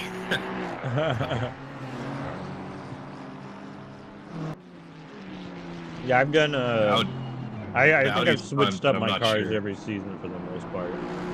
Yeah, I like switching cars. Like I've done a couple seasons in the Lambo. Wow, we see a lot of people coming into the pit now. Oh yeah. I've done a couple seasons in the Lambo, but it'll be nice to go back to Lamborghini after doing this season with the Audi. You just never know. Like, it's fun to drive different cars and like see how, you know, it's like how they, if they're gonna jive with you or like how they react to certain things, and it's really cool. Like knowing, like for some reason, Rouge in the Audi, I can hit flat out 10 out of 10 times, no problem. In the Lamborghini, I can hit it flat out on fresh tires, like maybe half the time.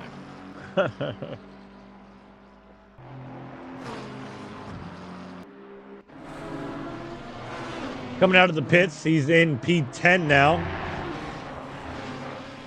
Did he pit? Number 23, did something happen? Yeah, he pit. Yeah, he's got 45 seconds on his timer. Oh, I can't see his 10 timers. Yeah, he just definitely came out of the pit. Yeah, Gamov and then Radnov. I feel like we saw Radnov drive last race. It takes me a minute for my race control to update with all the new drivers. Giving a flash to the car in front of him. Okay, so he didn't do, not too bad. He went from, well, it went from 20 seconds in P1 to 10th place coming out of the pits.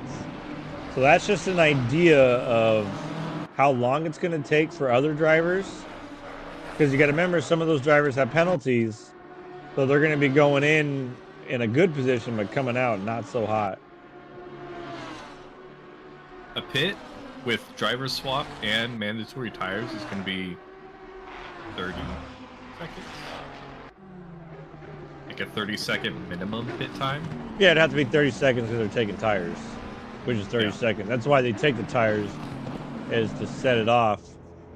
Oh, Nico's in the pits. I was like, well, Nico's losing positions. Look at Nico's Lexus. What a nice car.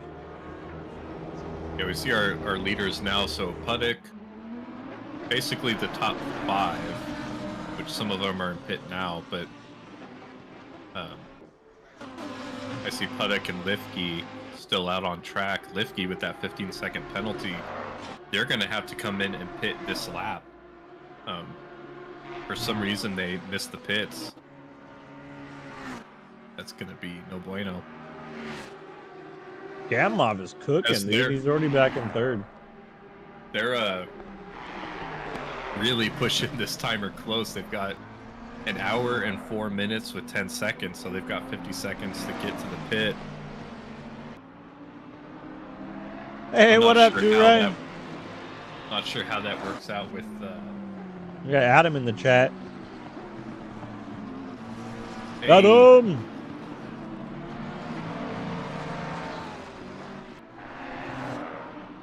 Yeah, if you guys are doing your driver swap, if you're watching the stream and you're racing, if you do your driver swap, if you hop into the Noobs Discord and join the standby channel, we can drag you in. We can talk about your race. Kind of a mid-race interview after your stint's over. Or we can just talk about whatever. You want to talk about what you had for breakfast? We can do that also. Was it good? Would you have it again? Is it your favorite? I had a toasted PB&J for breakfast. A toasted PB&J. I had a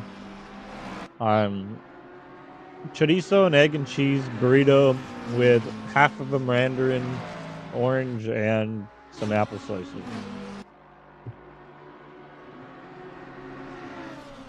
Bougie as hell. My wife made it for me. Oh. But she knew if she didn't, I'd beat her. Well. I think it's 45 seconds with fuel, tires, and driver swap. Barely missed being able to race by an hour. Oh, so you did miss it, though? An hour is quite a long time, bud. That's literally 1/3 of the race. You could hop in now. You hop in now, you're only going to be 20 laps down. Yeah, you can make that up in no time. All right, let's take a look. Oh, he's still okay. He's still in the pits, serving that penalty.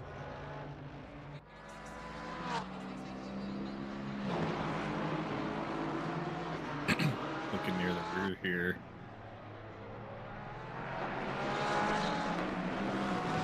Position changes happening. Oh, that's a lot of damage. That's a lot of damage. Where'd Chase come out? Oh, I'm looking way down the wrong one.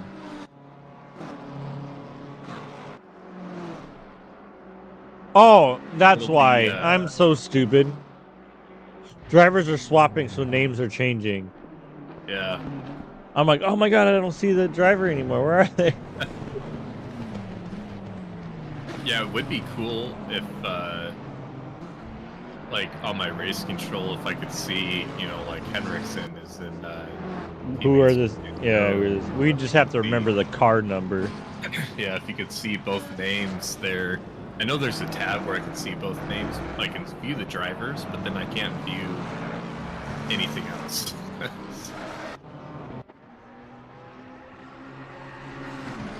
Oh, I think he's spun out. Everybody coming out of pits, Gamma. Oh, no. Oh, man. Every time I click to somebody right now, they're crashing.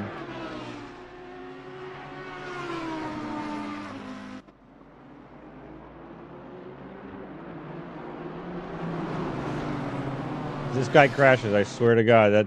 That'll make 3 cars in a row.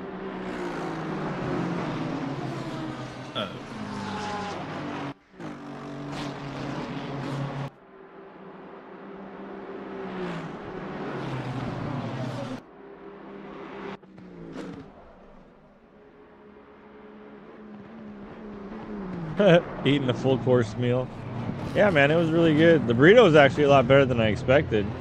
It's just a lot of food for me to wake up and eat right away. But the apples made it go down nice, and so did the little orange.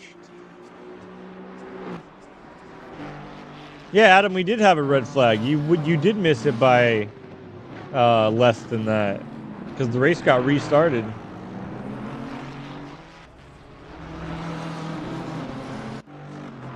All right, let's take a look at some other drivers. We have some other drivers that are getting close on track.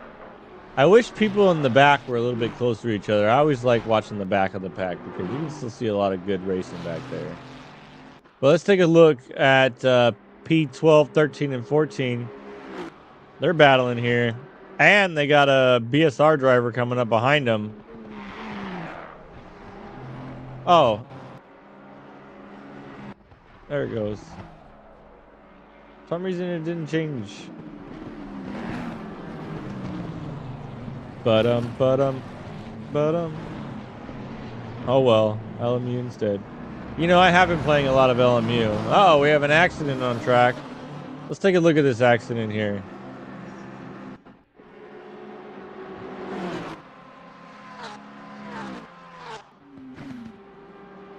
Look at that hood. Oh no, was it with Zach?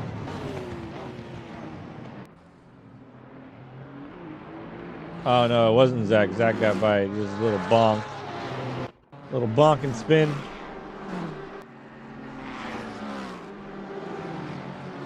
Drive-through cleared for number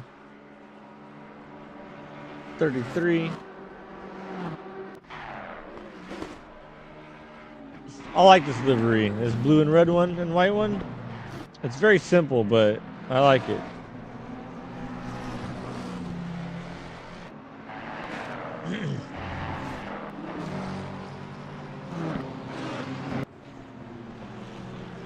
Nope, they're not close to each other.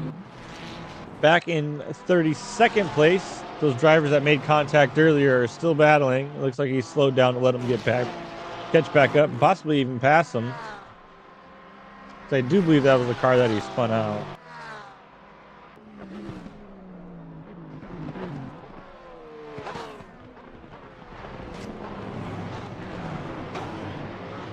Adam, what's your favorite car in LMU right now?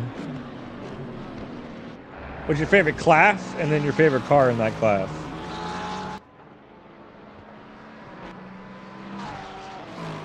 I like the GTEs more than I like the GT3s. Because they're faster. Like, in a straight line faster, yeah. But I feel like it takes more to drive them, because you gotta watch that ABS. And no ABS in the GTEs. Did you go somewhere, Shane? Not back. Oh, I Sorry didn't to know. help. The wife is leaving, and she's like, "Hey, can you help me load this real fast?" You tell her no. Tell her to throw it on her shoulder.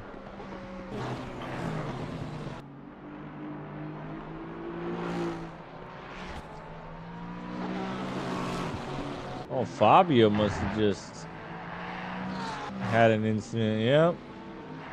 Fabio number 8. Let's take a look and see. Oh, it's just a yellow flag, so he probably just spun out and went off track. Yeah. There was no accident, yeah. Ooh. He's got a bit of damage to the front of his car there. Might have came in contact with the wall a little bit. Yep. Yeah, just a little bit of damage. It never hurt nobody. I never hurt nobody. Adam says hypercars, then GTEs, then LMP2, then GT3. You know what? I agree with that 1000%. Oh no, and he spins. Woo! I don't think that was due to Mike Burkhoff being behind him. I think that was just a bad input. Murphy did. Oh no, right into the wall. Murphy did good in avoiding, because he rolled back on him too. Yeah. That was good stuff. Good avoidance. No way. Oh wait, no. There's no way. Was there really this much since I number 8? Oh no, number 8 was here. Okay. Number 1's back in number 1. Or number 23's back in number 1, but first place is back in first place.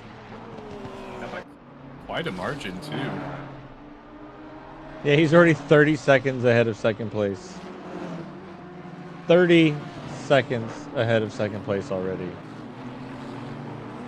I'm telling you, those penalties made a huge difference. Yeah, they sure did. You see, even now, the top 5 kind of, there's a 10-second gap even between top 5 and 6th place. Woo! I was close on a rouge. I'm kind of going to be jumping around right now, though. All right, later, Adam. I'm kind of going to be jumping around just because no drivers are actually really close to each other. So I'm just looking for battles on track. That way we can see some, see some action. Guy just sitting there on the inside watching the race happen. Going a little wide on that corner there.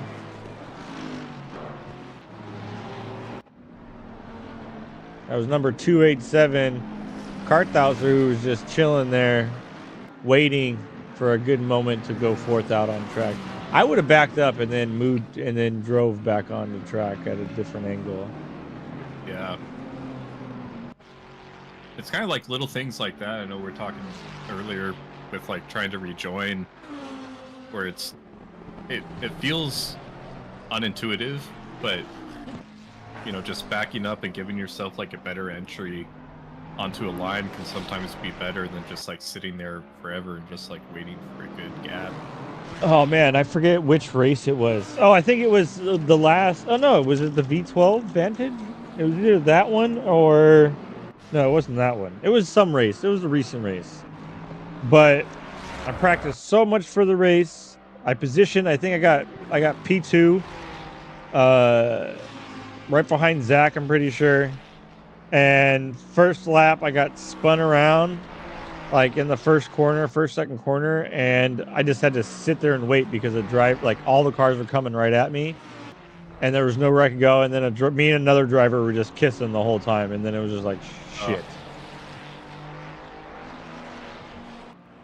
Yeah, nothing more frustrating than, you know, qualifying well and then getting spun on an early corner, and you just have to sit there and just watch everybody go past. Like, there's no good way to join. It's so frustrating.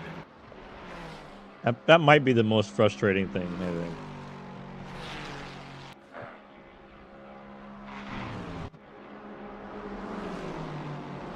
I think top moment for me was Valencia. We were I was still in the AM split, and I qualified really well. I qualified like third or something. And we hit turn 1, and if Galal's in chat, or if he listens to this, he plays from like Saudi Arabia or something. And Zayed? he just had, Zayed. Yeah, he got a little bump, and it just totally sent him off the wall, like off left. And he comes backwards through turn 1, shoots the gap between all the cars that are right next to me, and assassinates only me. Misses nice. everybody else. Very nice. You said, I'm gonna get you.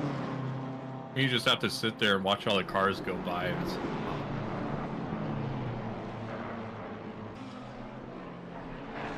All right, now the question, like I said before, do you do another driver swap on your next pit, or you just stay in? Yeah, I think that'll have to be a conversation between the drivers themselves. You know, obviously, probably these guys in their voice chats and everything. You know, just to see, you know, how comfortable they were, or, you know, maybe this driver that's in now be like, hey, like, it's your time to shine. Your time to shine. Wasn't David supposed to jump in here at some point? Where's that guy? Where's David? James Costaboom in the standby channel. Let's go ahead and pull him in here. I got him. Hey, what's up, James? Hey. Hello. Hello, sir. Hello, how are you doing? How's your race going? You enjoying yourself? Having a good time? Not so great, I know. I wish we kept race 1 and didn't red flag. That's all I can say about that.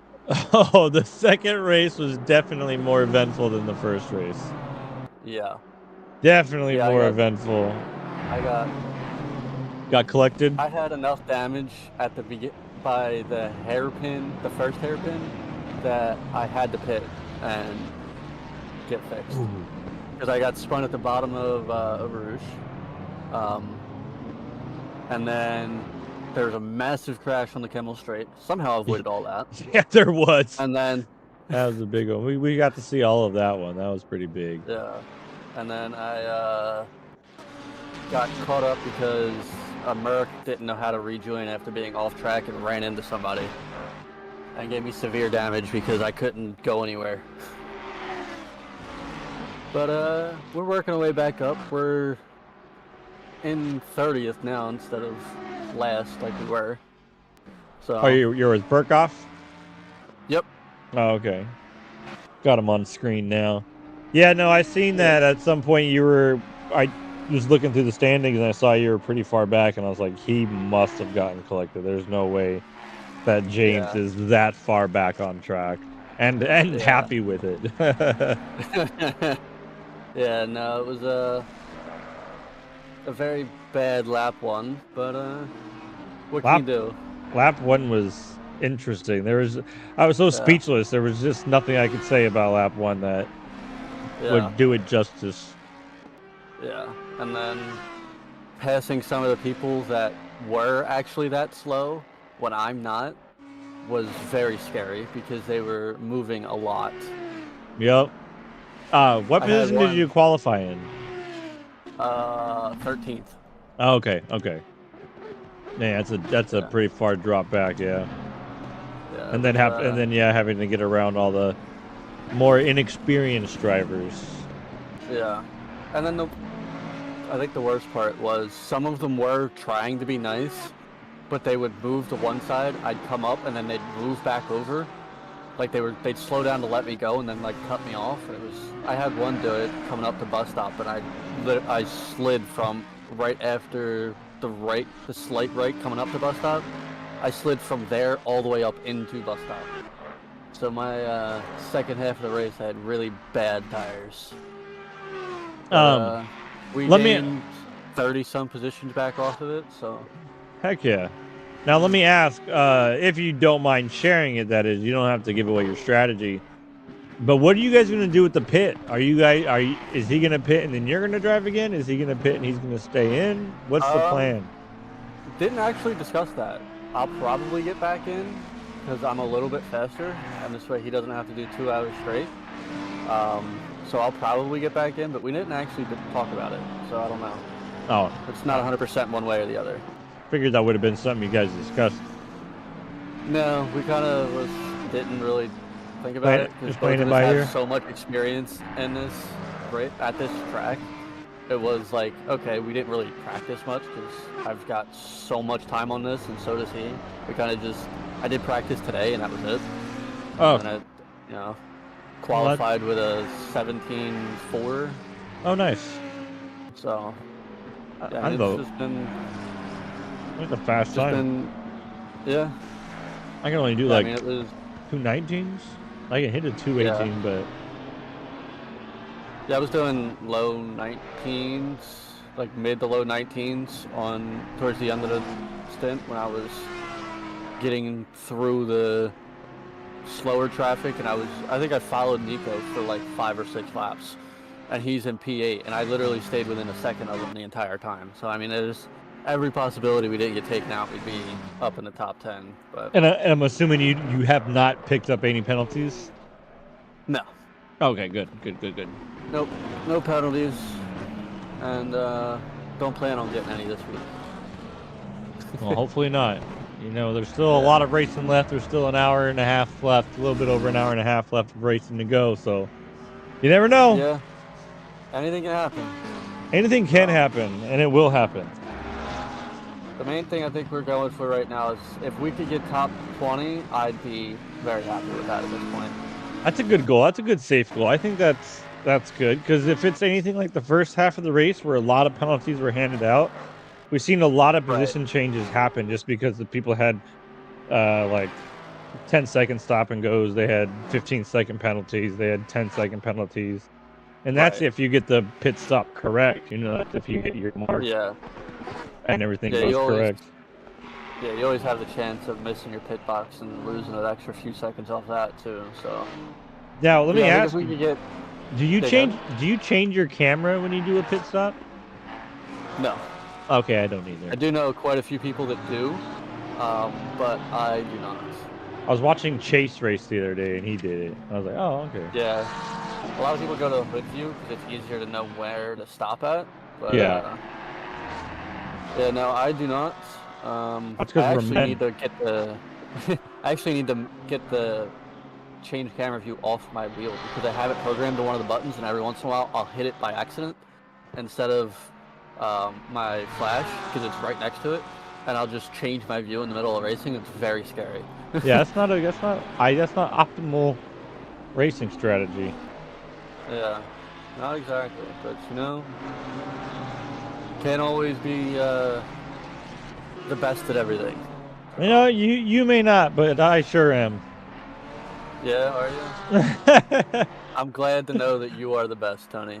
Oh, thank you. You said it, not me. Shane, you got any questions for our man James over here? No, I think you covered them all. I know Tony mentioned when we saw you that low, just assumed that you must have gotten collected there at the start, but yeah, great job on bringing it back, and Mike making some move already back up into 28th. Yeah, we're trying to scoot our way through as much as we can right now. So we have the pace to be up in top 10, top 15. So most of these back markers don't really have or not even back markers. They're technically who we're racing for position don't really have much of a say of whether or not they're getting passed. It's just we have to make sure we do it safe because we don't want to get taken out again. You know, They don't have a say in it. I am gonna pass them, he says. it's going to happen. They need to get the hell out of the way. Yeah. So, but I mean, it's been a good drive back so far. It's been interesting, but you know, got to do what you got to do sometimes. That you do. Yeah. Yeah, it'll be interesting to just try to stay alive. I'm kind of watching some of these back markers, and like you were saying, like most of them are trying to get out of the way, but maybe not in the most predictable way. So right, definitely keep you guys on your toes. You know, every time you try to get around them. Definitely do. Some of them are worse than others, but there's, I'd say for the majority of people that are actual back markers that are blue flagged are very good at getting out of the way. Just some of them are a bit unknowing. I think is more appropriate than just being bad at being overtaken. I think it's more just not knowing the proper way, which is frustrating sometimes, but can't get too mad at not an ignorance versus blatant.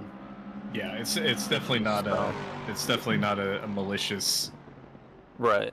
posture. You know, it's just kind of is what it is. But yeah, good luck to you guys. Mike actually closing up 2 seconds on the 27th position already. So yeah, it's gonna be he's making good. Gonna be interesting this stint because we're catching up to the back of these guys pretty quick. So we'll continue that good forward momentum, and we'll see you past P20. Yeah, hopefully. All right, my man. But thank you guys for casting this again, and absolutely. I will talk to you guys later. Yeah, get the hell out of here. Yeah, good luck. Yeah, man. I will. Bye bye. Bye.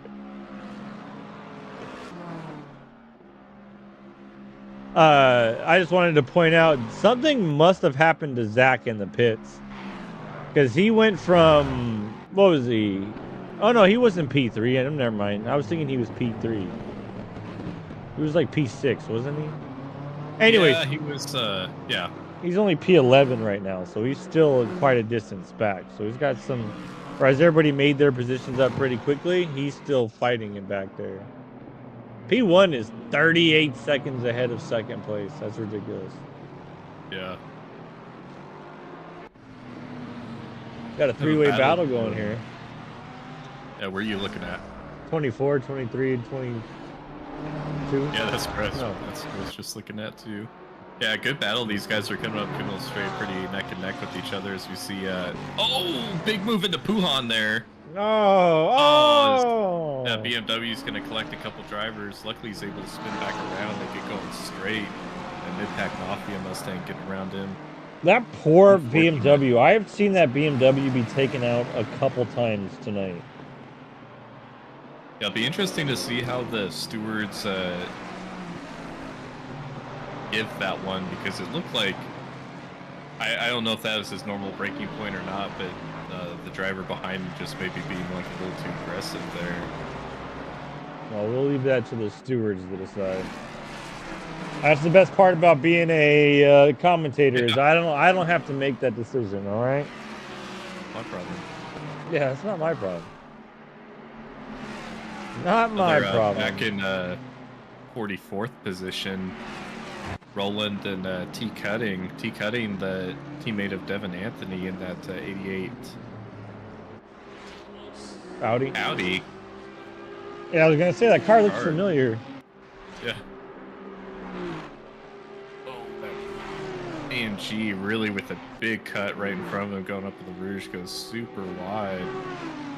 Speaking of, you know, drivers with penalties, as these guys coming down straight, it looks like Audi able to get in front of that AMG.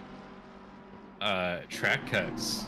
You know, I wonder how many track cuts we're gonna see, if people are getting drive-throughs for that, or if we'll see that penalty come through at all. So AMG tries to go down to the inside of the Audi there. The McLaren now poking his nose in. Not a lot of AMGs on track tonight.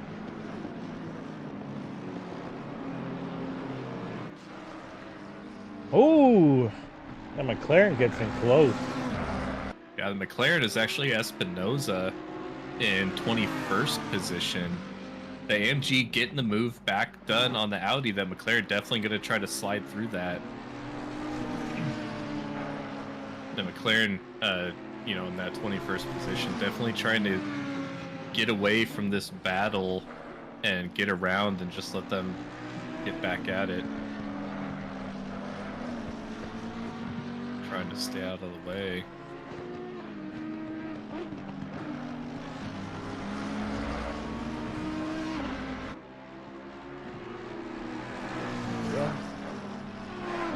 Yeah, it lists the like we were talking about, that pit really shook up a lot of standings. We're seeing, you know, lots of new names on the board here, so it's kind of hard to keep track of, you know, who was where.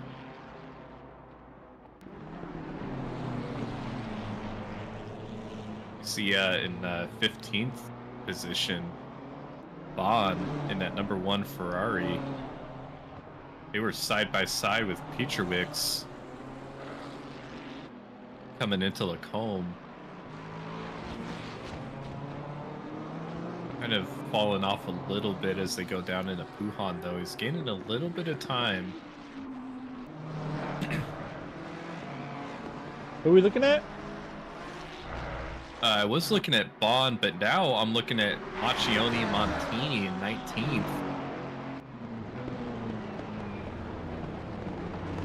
As this battle for 18th with Cicerone. Looks like he got the pass done, actually, but Cicerone comes back in on the inside. Oh. These guys are side by side. So I've been playing a lot of LMU lately, and that little bump there reminded me of the collision. ACC is so crazy with their collision that if you touch and you just immediately turn to ice and start sliding off. There's a lot of sorry, go ahead. No, I was just gonna say you got to be careful with those door-to-doors. Oh, yeah, what a pass! A lot of big ping on this from some of these drivers, not necessarily these two, but a lot of ping happening, a lot of net code. So it's definitely pretty dangerous to go door-to-door there. Especially on ACC being the way that it is, but those guys able to get it done. Yeah, that was a good overpass. Good overtake. Still A good overtake. Still got Cicerone right behind him as they're coming into bus, or the chicane, formerly known as the bus stop. Bernardo Macchioni Montini. Pit. Man, there are still look at all those penalties. Look at that drive-through 10, 15, 10 or 15. That's crazy. You do not see that every day. Whoops.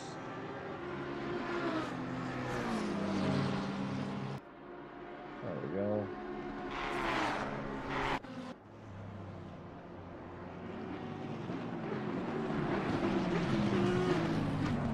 Going wide.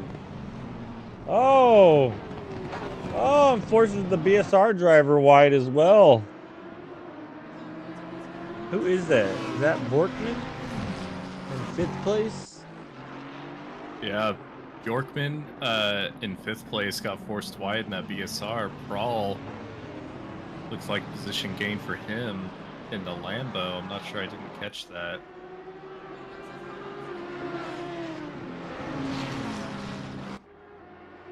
A drive-through on this track is relentless. I forget which track it was. I had heard a stat that in comparison to how much time you spend in the pits versus on track, there's another track that has a longer pit, and I'm doing air quotes when I say longer. It's a shorter pit, yeah, but the pit time to drive time, oh, that driver collecting, isn't actually the worst at Spa, but it is close to the worst and longest. You gotta think that track's either gotta be like in Indianapolis or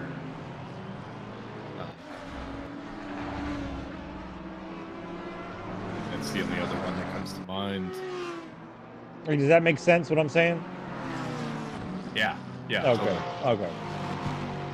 All right, let's see. Eric Huntler, your third place. Oh, that's not third place. That's 19th place. Oh, Tony. Hey, Carl Banning's in the car. Let's check him out real fast. Yeah, I was just looking at him. He's 7/10 behind Ivanek. In P9, breaking into that P10. Good place to be. I'd be very happy with the P9 right now. Oh god, yeah. There's a lot of good drivers out on track, and there's a lot of drivers out on track. Like what Kosoboon was saying, like anything above P20, I think would be just a massive win. Oh yeah. I just need a fraction of the speed that Gamov's got in that Lamborghini, though. Right? Just give me a little bit of it. Come on, man. You don't need all of it. Getting the pass done, Ciceron did on Godales.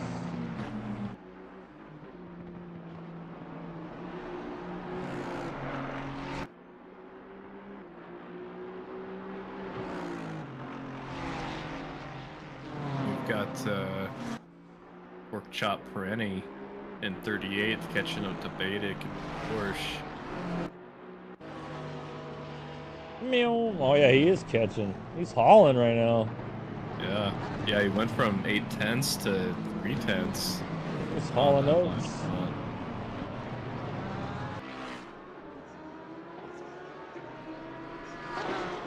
It's a very pink Lamborghini.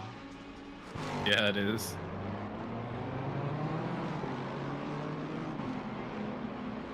Yeah, no moves made on the source, but looks like he gets a little bit of a better exit. He's going to be in that draft from here, Rouge, and that Camel Straight. If he can just put down a better line here. Looks like that might have been a little wide, but can't tell. That was close. Definitely 7/10 down now. Definitely had to give a little bit of a lift there.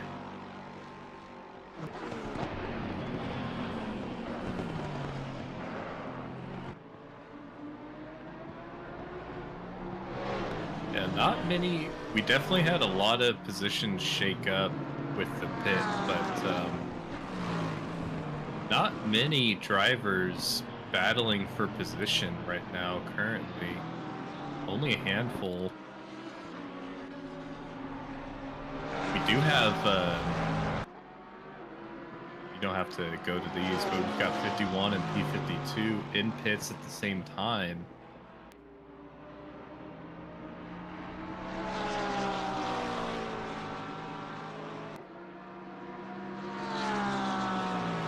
And 59, Pacheco, 3/10 behind Ridgenan.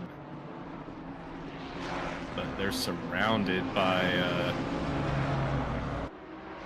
not sure if that's Gamov trying to work through them.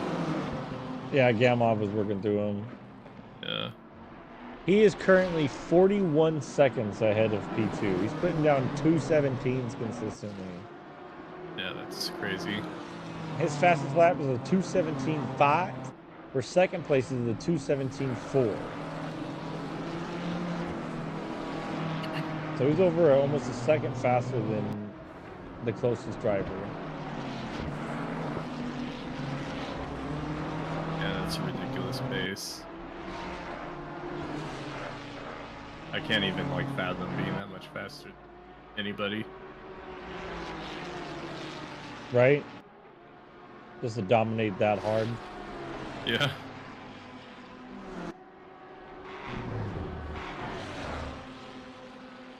He's just cutting through the traffic too. He just catches everybody so quickly. Like all that is in, like if there's a straightaway, that's the time they're gonna be able to stay away the longest. Otherwise, give him some corners and he's right on them.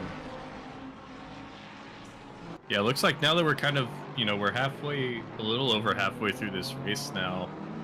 People kind of, I think now, perhaps getting a little bit more comfortable with the blue flags, and you know, just kind of watching Gamoff work through this traffic here. People usually tend to, it looks like, yield pretty quickly, so he's just able just to continue this pace. Well, you don't want to be that guy that messes up P1. Yeah. You don't want to be that guy.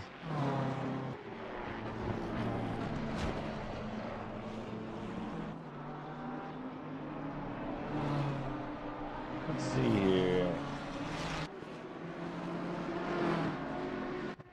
Guard Hendrickson in 6th place. 6/10 behind Bjorkman, but he's trying to work through some traffic as well. We got Stoltz in 32nd trying to work up on 31. I believe him and Porsche are on the same team. Because look, they have that same livery, I think. Or it's close to. There's that Porsche that has that same similar livery. Whoa, way out into the grass.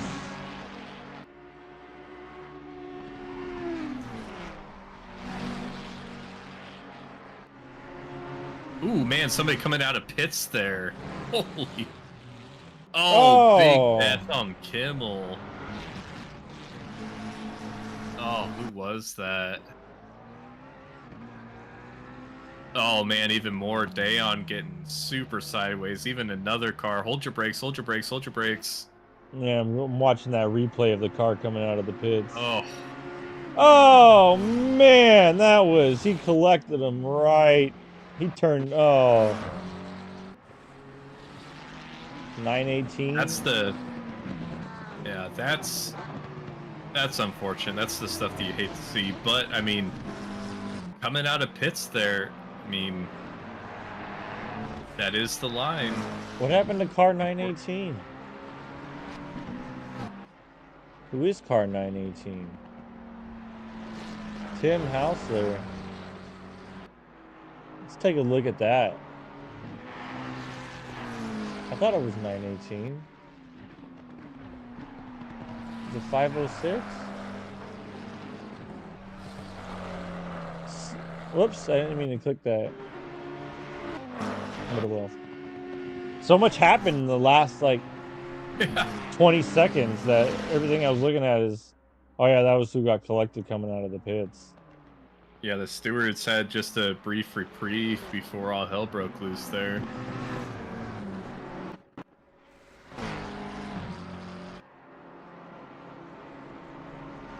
That was brutal. Yeah, that's the kind of stuff you hate to see. It's just, you're coming up in a Rouge, they're coming out of the pit. He was going so like fast that when both those cars collided, they were halfway inside of each other. Yeah. I mean, as you're coming up a Rouge there, like, what's the play? I mean, you have to get back over to the left there for the guys coming out of the pit, don't you? You don't have to yield. Hey, what's up, Gaston? Pit lane. Yeah, that was a brutal crash. That was ridiculous. Giving some flashlights here. He said, "Hey, let me by, sir." Oh no! They made contact. Oh, and he's gonna spin. Oh, it's just a lot of lost time. That's unfortunate. Yeah. Oh, and spins it again. That's even more time. That's even more unfortunate. I was gonna wait. And out he can come. All right. Oh man, was that commentator curse on that one? You've been on a roll today. I really have, yeah. You've been dangerous. I've been dangerous. I'm the worst driver out on track right now. Got a Zach Schneider in 9th place now, catching up to Carl Banning. Banning kind of going wide, maybe letting Zach by. There's that BMW, that purple BMW, spun around again. He's gonna drive into the pits. Poor fella. Or lady, misses. You never know. house there.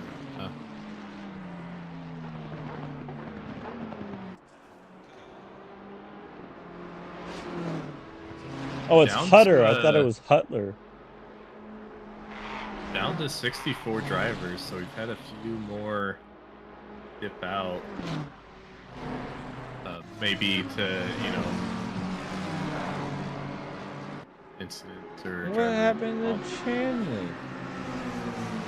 Chandler? Chanley is in the 404 Ast.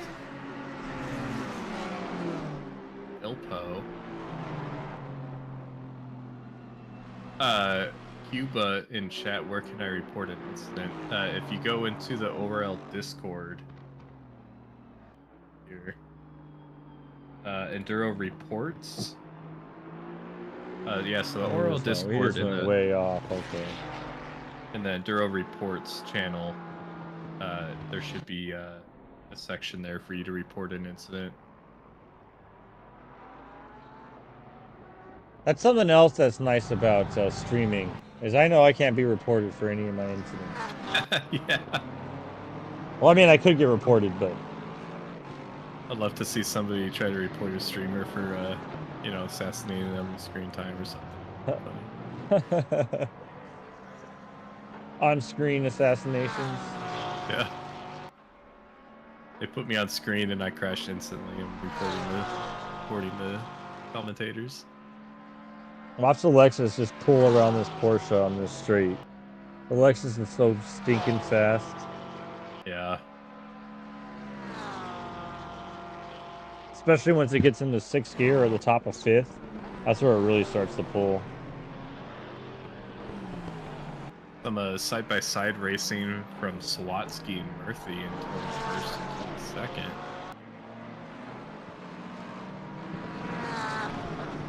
Drivers have similar lap times. That's a good livery on that. Can't be reported, but can't drink water either.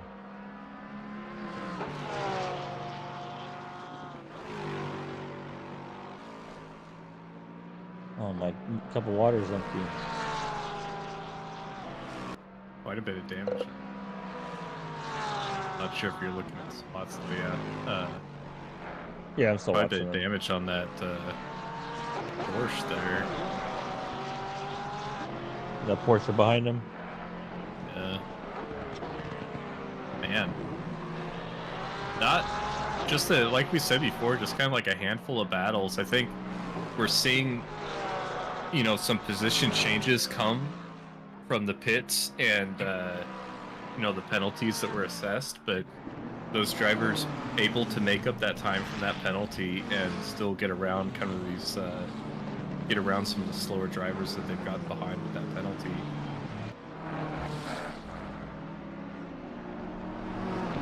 Putting pressure on Kraus. Oh, that's a cool name too. Pierre-Andre Auguste.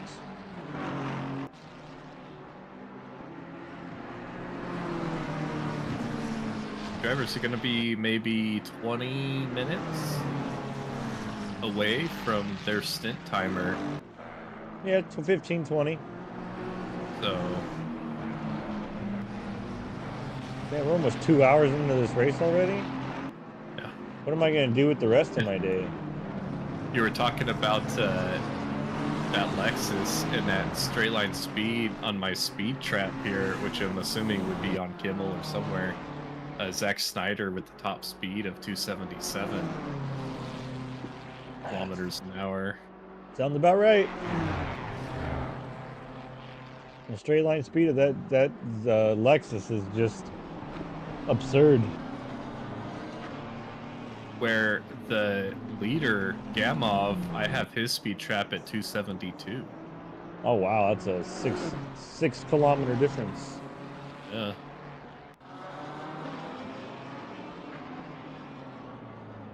Kind of some notable positions gained while we've got a lull here. Ivanik, I show him in 7th place currently, up 61 positions. Which I think is the biggest gain that I've ever seen. Murphy. Wait, how who we many saw positions? start You say 60? 61 positions gained from Ivanek. Holy moly. I have his grid position at 68. He's up in P7 now. Holy moly. Are you kidding me? Yeah. In 21st place, Murphy Ivanek? qualified in 69th of 48 positions. So Ivanek's having the drive of a lifetime tonight, almost from last to first. Yeah, I'm curious if I can't remember, you know, if he would have started, if they started from the pits, or if, you know, they just started, you know, back at the grid. We had a few cars start from the pits, but I can't remember who all that was. Well, if it was a few cars, he would have had to been one of them because he was in the pits. There was Yeah, only even 71. There's more than 3 in the pits. So on grid position 71 to start, we have Jay Kraus. He's up 45 positions into P26. And Pork Chop Perenni started at P70. He's in P32. Oh, nice. He's having a great race as well. So maybe definitely, you know, maybe there's a strat there, you know, starting from either the rear and just letting it happen, or you know, they either start from the pits and just kind of let the destruction happen and then join track afterwards. We still have 60. Not my relatives. Ooh, excuse me. My race control says there's 55, 56, and then 58, and then 62 drivers on track. So The race control's having a hard time, huh? yeah, somewhere in between, you know, 50, 59, 62 drivers on track still.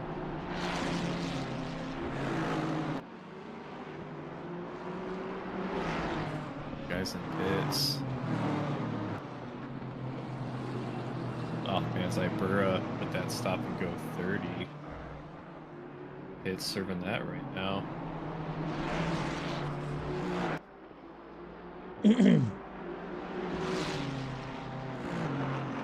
How many cars are still running? Let's take a look. We currently have 57 cars still running. We started with 71. Starting from the rear is certainly better than in the middle of the pack. I started next to Pork Chop, and we got to avoid lap 1 incidents. Yeah, mid-pack of lap 1 was a terrible place to be. And then on the Camel Straight, because there was such a... things went so sideways so fast, a lot of people got caught up in the Camel Straight one. That was ridiculous. Hey, what's up, Drewness? Senor Drew? Yeah, 57 is still a lot of cars. That's nothing to shake a stick at.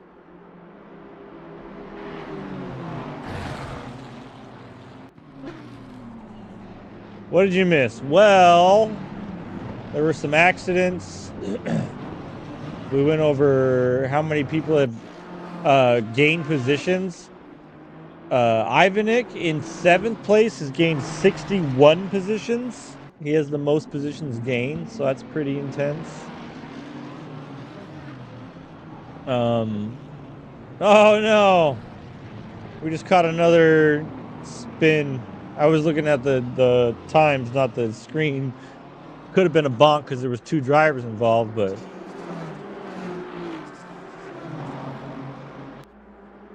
Yeah, this has been 70 drivers on track. Has been a great race. Not gonna lie. Not gonna lie. Looking at my race control now, there's only 2 drivers. Well, now there's only 1 driver that's within a second of anybody else for position. Yep. They're pulling away right now too, so apparently no one on my race control within a second. No, that's accurate. The position, which is kind of crazy. We got some drivers See. bumping up right around here. We can take a look at them, but oh, actually, let's go a little bit behind here. Hackenberg you're looking at. He's on the racing line. Not moving. Kind of rejoining track now. So we see a lot of, well, a lot. I'd say I see 3 drive-throughs on my screen right now. I see a stop and ooh, I see a stop and go 30. I see 2. I see a stop and go 30 for Zybura. I was just watching Serve stop and go 30 in the pit. No way. That must have been a speeding in the pit kind of situation. And Abrochta and that Porsche with the stop and go 30 as well. So maybe even like they're in driver swaps. Well, I guess it's too late now to receive that penalty, but you know, if you're going in for your driver swap speeding in the pit, that'll get you to stop and go 30. Some drive-throughs coming out maybe for, you know, track limits or... Oh no, more cars collected. Oh, that car's just sitting in the wall.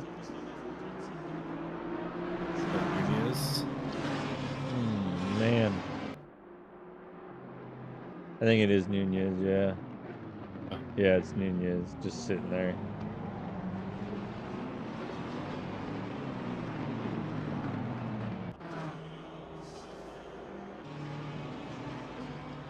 In the pits.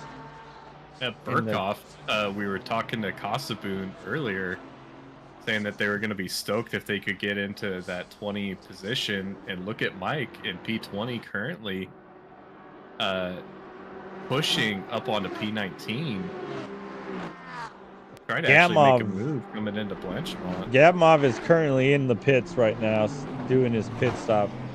I was wondering why I see first place. Mike with the little bump on the P19 going into Blanchimont.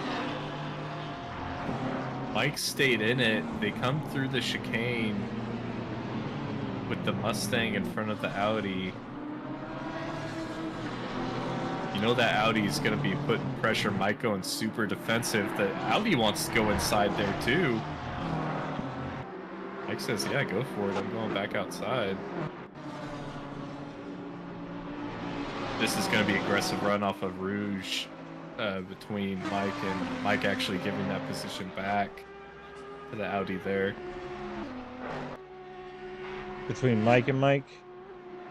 Yeah, Mike and P9 and oh yeah. You can only see their first initials.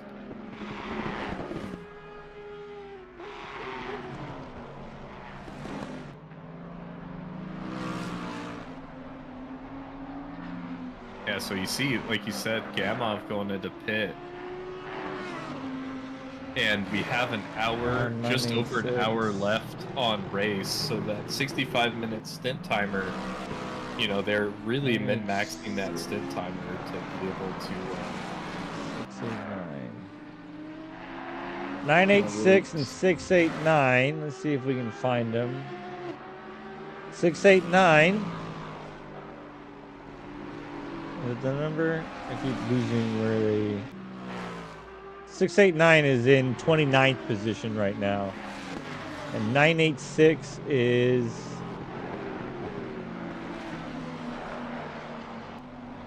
I don't see 986. I do not... I see 987. They're in last place. Cedric Vesper.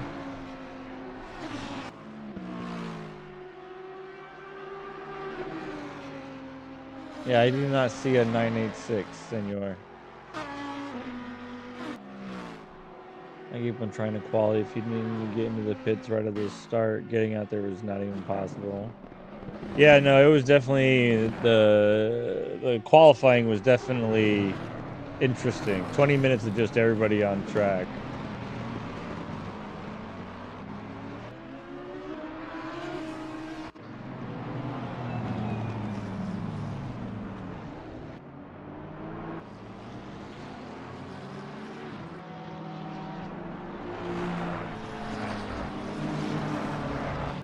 986 should be a McLaren.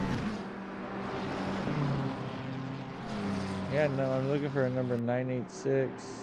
Let me look slower. Yeah. I feel like we looked for these drivers earlier, and we couldn't find 689. Now we can, but we can't find 986 now. A lot of drivers filtering into the pits right now, too. A reminder, if you guys are watching stream and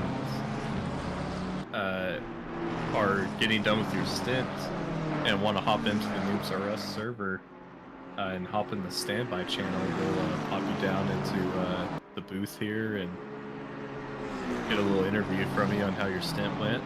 I'll ask you some questions. Whether you want them or not, you'll get them asked. Oh, the driver's right ahead.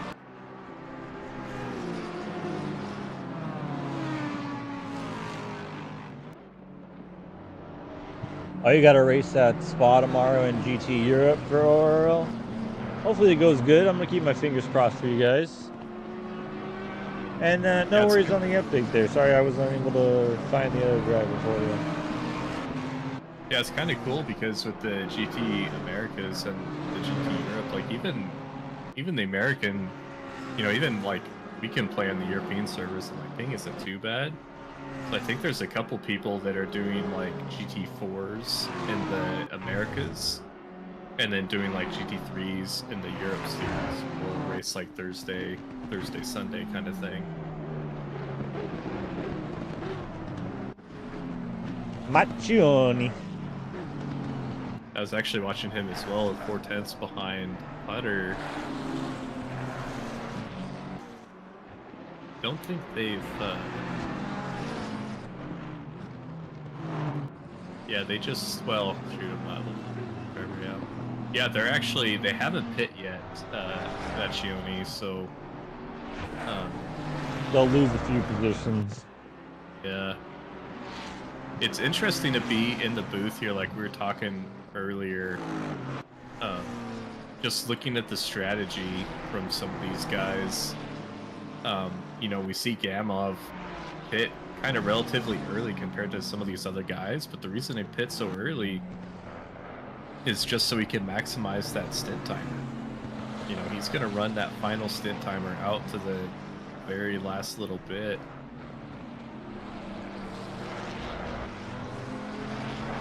Yeah, there's only 56 minutes left in the race right now, so we're coming down to the last third of the race here.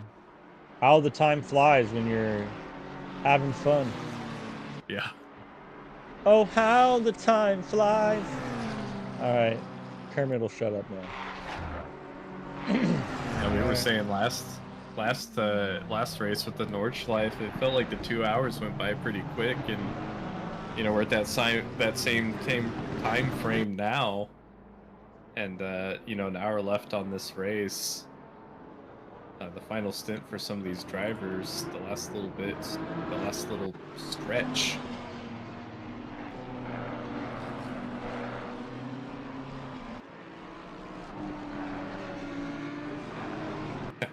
I was just thinking, here we are, it's almost 1 o'clock, 1 p.m. my time, and I'm curious what I've done with my day other than sit here, watch these cars go in circles and talk. Oh yeah, that's all we've done. I didn't realize it was already almost 1. I thought it was earlier still. I thought it was like 11 for some reason.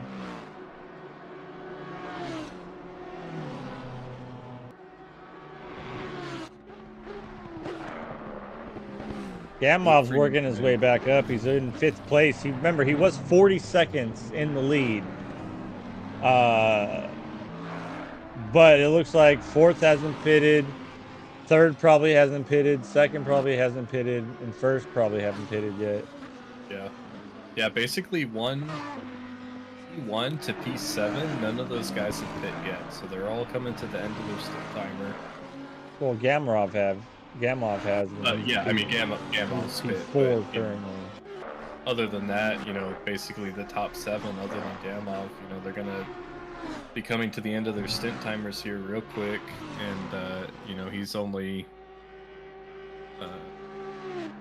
10 seconds behind. I might have to start driving the Lamborghini myself. I like the way the car looks. Yeah, It sounds great too. like we said, like I love driving like all the different cars just to see what they're like. I did a Enduro, the one Enduro that I did do with Joe That you and Carl Banning. did do? Yeah. You know, we did the Aston for that, and I've driven like some other cars. I really like the Bentley. But I just keep coming back to the Lambo, just like it jives with my style, and you don't see many Lambos, and that's also kind of like the allure to that car for me. Yeah, Gamov's gonna be pushing it. You're right there, Phasmade. Because it's gonna be close. Hopefully, everything lines up for him, and that would suck to have to pit on the last lap. Could you imagine? I feel like we saw that happen with Gamov, or it wasn't Gamov, it was his teammate, which is Rodionov, at Nords, and all they had to do was drive through. It was close enough that they drove through the pit lane finish, I think. Or they drove through pit to reset their stint timer. But even then, they had plenty of time. Oh, I see what you're saying. Like, they just do a drive-through? Yeah. Yeah, they don't even actually, like, pit. They just do a drive-through. I wish I could see their fuel levels so I could know how much fuel they have on their car currently. That'd be interesting to know. Look at his just over, like, arcing domination of his driving style. Yeah.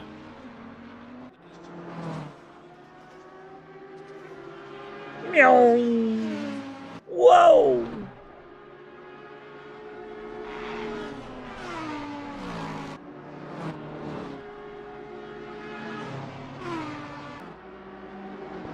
There's that purple BMW that's had a lot of unfortunate events tonight. Every time I feel like I see it, it's spun around.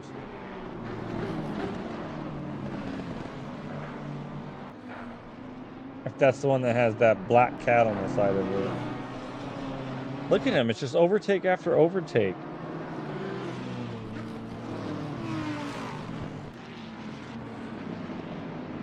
Yeah, nice clean line. He's making me want to drive the Lamborghini too. It's making me like sitting here just like watching these guys race forever. Like Spa's not my favorite track, but I'll probably hop in my rig after this and try. Oh, I'm definitely gonna do some LMU after this. Lap stunts. I also see I'm watching Devin Anthony right now on that 50 tenths down from. But I just see that see Devin in the Audi and just like, oh, just such a fun car to drive. Keeps you on the toes. And I just last week I had a coaching session with someone way faster than I am. Oh yeah, it was who was it? Wasn't there like a famous guy too? Luke Addison?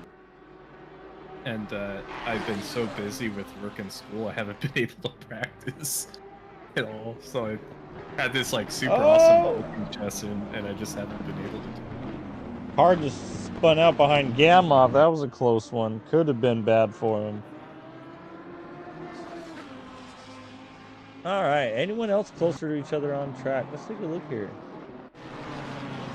Lorenzo getting around. What is that? Glenn Jacobs there in the mid-pack mafia, pulling off to the side, allowing him to pass. Glenn's such a nice driver. Sometimes too nice. Sometimes you got to stick your elbows out, you know? But I know we were talking earlier, like, trying to be aggressive, especially with like this many cars on track. Glenn, one of those drivers who reminds me of myself, where I don't mind letting people by. Like, I'd rather let people by than like die battling. But I'm glad that that's not everybody's mentality, or else this would be a boring game. But yeah, I was gonna say I have a different mentality where I'm like, The only way I'm going to get that position is if I push for those inches and get just closer and closer and closer, and then hopefully I take the corner better than you.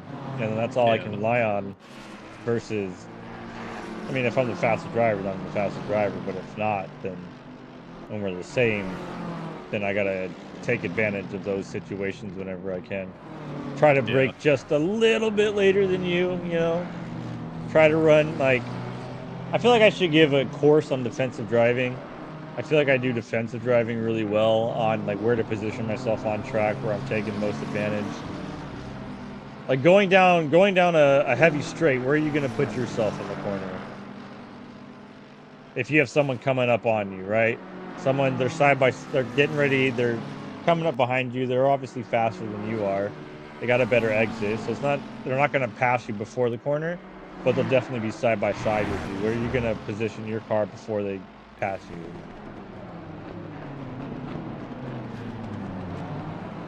Oh, little bung.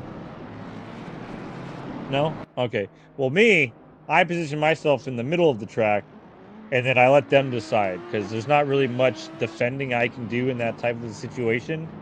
So either they can go to the outside of the corner, and then that just means no matter what, I'm going to stay center of the track. I'm not going to go left. I'm not going to go right. I'm going to stay dead center. So if they go right, I stay dead center, and I try to squeeze them in as much as I can into their, like, to that corner to make them get a harder corner to get an exit on. Or if they go to the outside, then I try to stay as far inside and brake as late as I can to kind of push them wider, because they're going to be forced on that outside.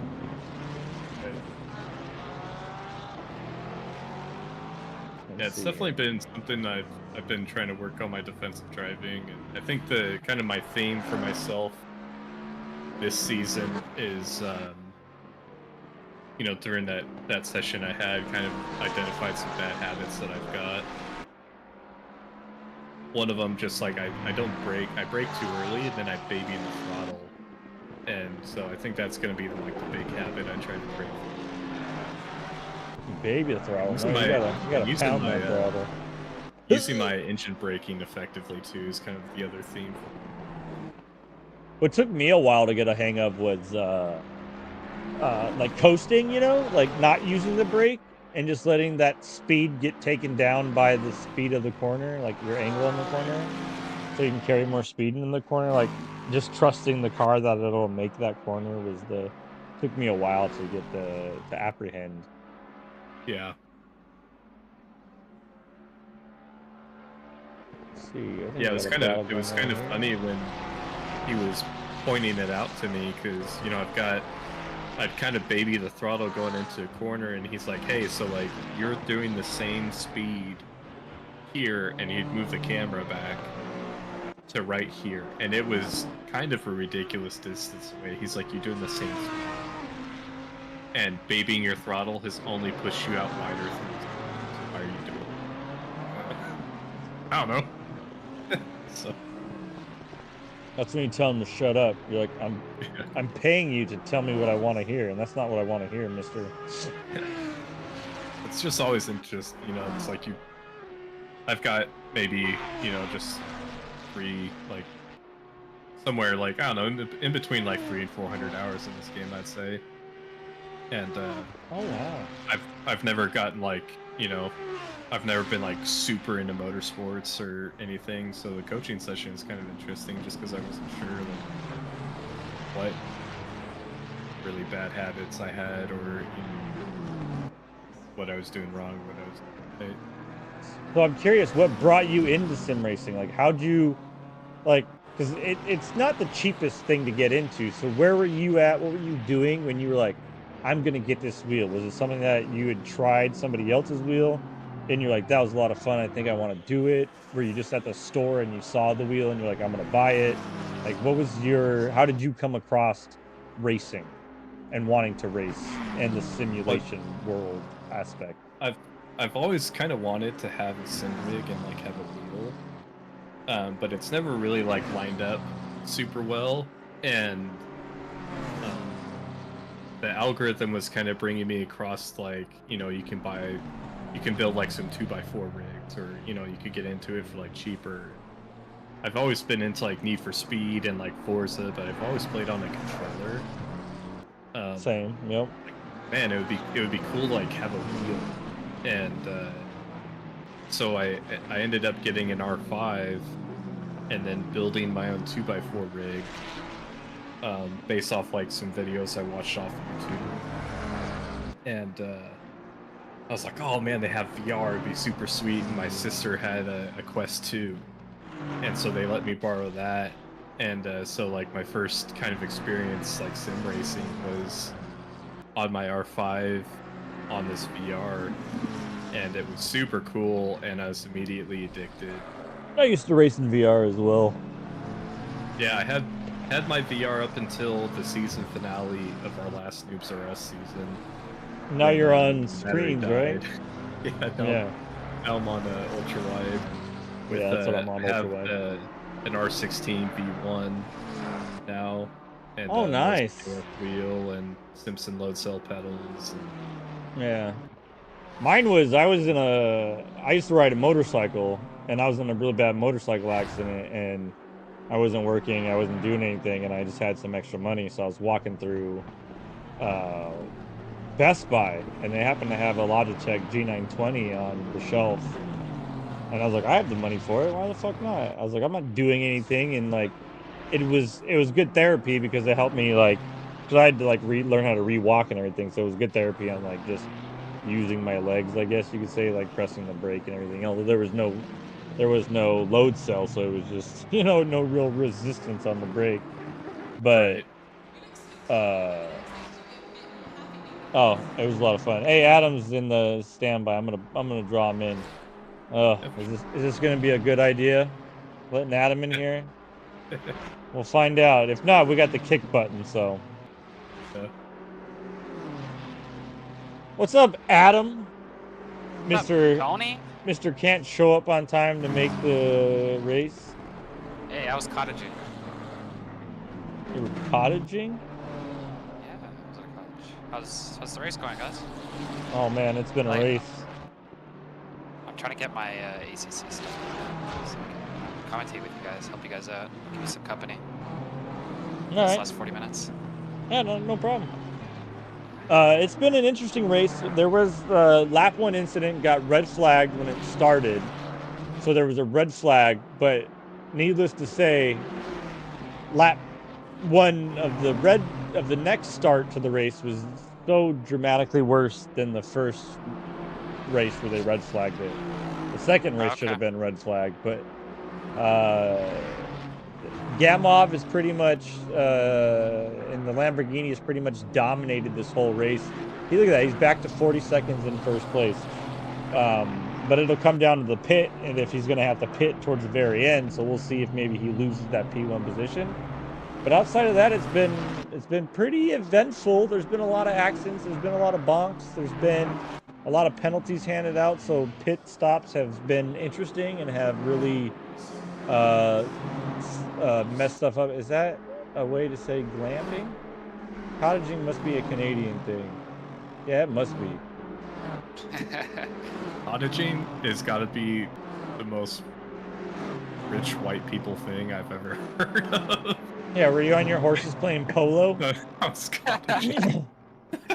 In my defense, it's not our cottage. It was a friend's cottage, but yes, I was at a cottage for a weekend. What's the server name? I have the password question. Just search ORLR. You'll have to show. You'll have to click off if it's accessible, because it's a full screen. Give me a second. Okay, that's why. There we go. 617. 617. Shane Sullivan is in P52 right now. Why do I read those question marks as aggressive? There we go. I don't know why I'm looking at Sullivan right now. It says he's 39 seconds. What I am finding interesting now, looking back at like the Spot 24 and the LFM race, and even the Spot 24 through ORL, a lot of people are using the AMR, the Aston Martin, but I'm not seeing none in the top. There's Oh, two actually, drivers with Chase's. the Mercedes, I Yeah, believe. Chase and Piotrek, that's Polish. Okay. I think that's Polish at least. That's Polish. Can't pronounce that. Yeah, there's two drivers. Interesting. Switch up. Let's watch. And you guys want to watch it now? Got a 30 P34 and Joan. It's 4/10 behind Thomas.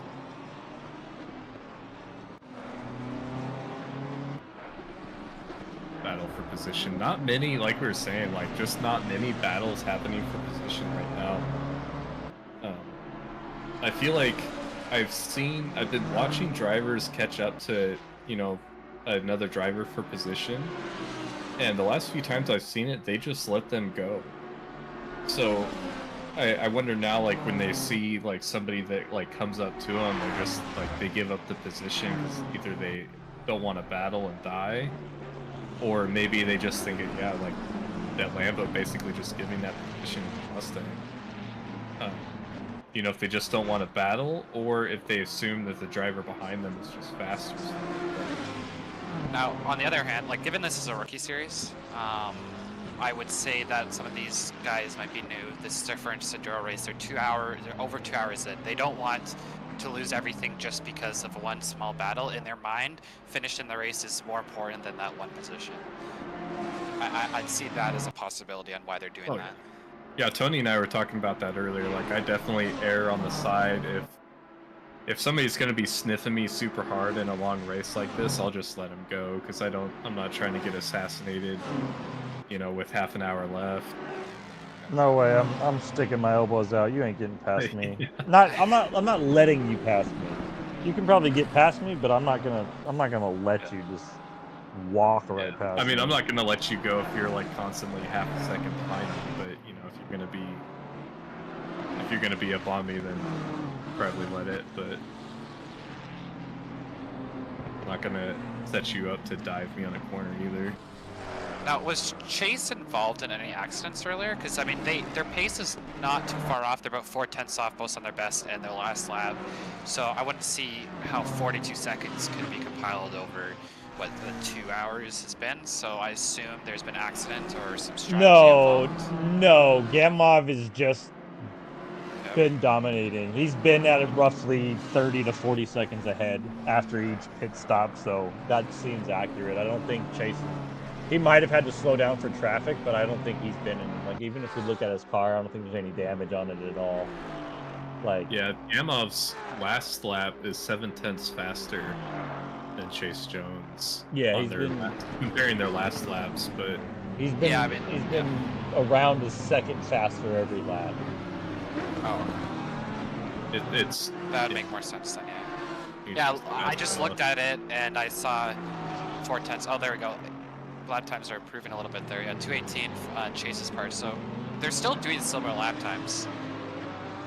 Yeah, I'd say the top 7-ish have been pretty clean and free of any accidents. There has been some penalties in the top from some of the top drivers. Chase Jones specifically, I'm not sure about, but even Zach, you know, Zach's been in the top 5, and then I think we saw him got taken out on a bus stop. I recommend, if you get the opportunity, Adam, watch the first part of this stream. You'll see lap 1, and I think we had a pretty good view on it. I managed to grab the car that got into a big accident, and the camera kind of held straight, but it was just a lot of damage up a Rouge and a lot of damage on the Camel Straight. It was pretty ridiculous. Although it's not kind of expected.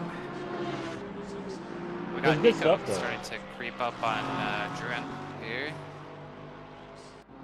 5/10 down, and then we got 8/10 between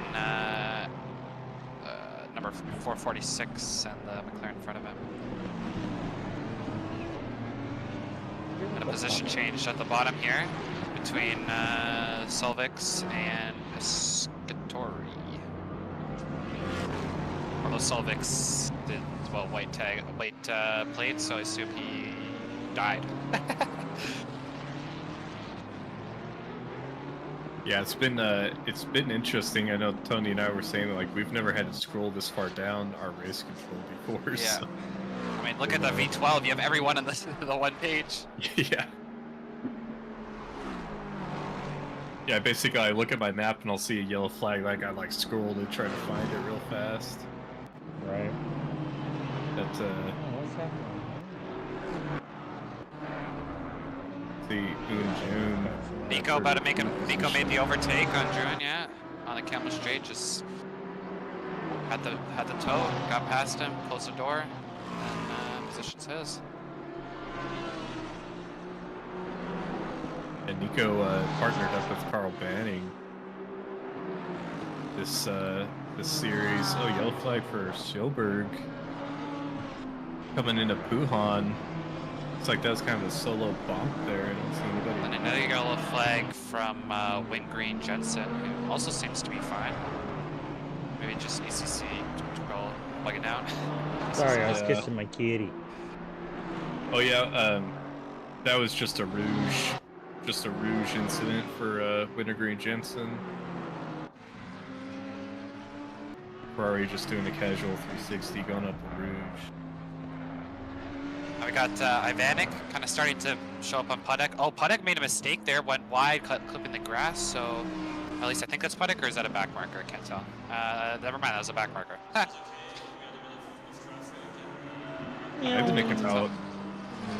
Ivanek about a second back from Pudek right now. Yeah, but okay, yeah, that was definitely a back marker because Pudek has a livery at my end. But I can see them battling soon. Ivanek is about, well, last lap was 7/10 faster. Best was 2/10 faster, so definitely has more pace there. It's just a matter of time before Pudek Goes wide. gets sniffed. I'm watching P35, Lupertz and Piatzowicz in 34. Meow. We got 31 minutes left on the clock, ladies and gentlemen. We're winding it down. These drivers still have a little bit of stuff they need to put down on the table if they want to finish strong.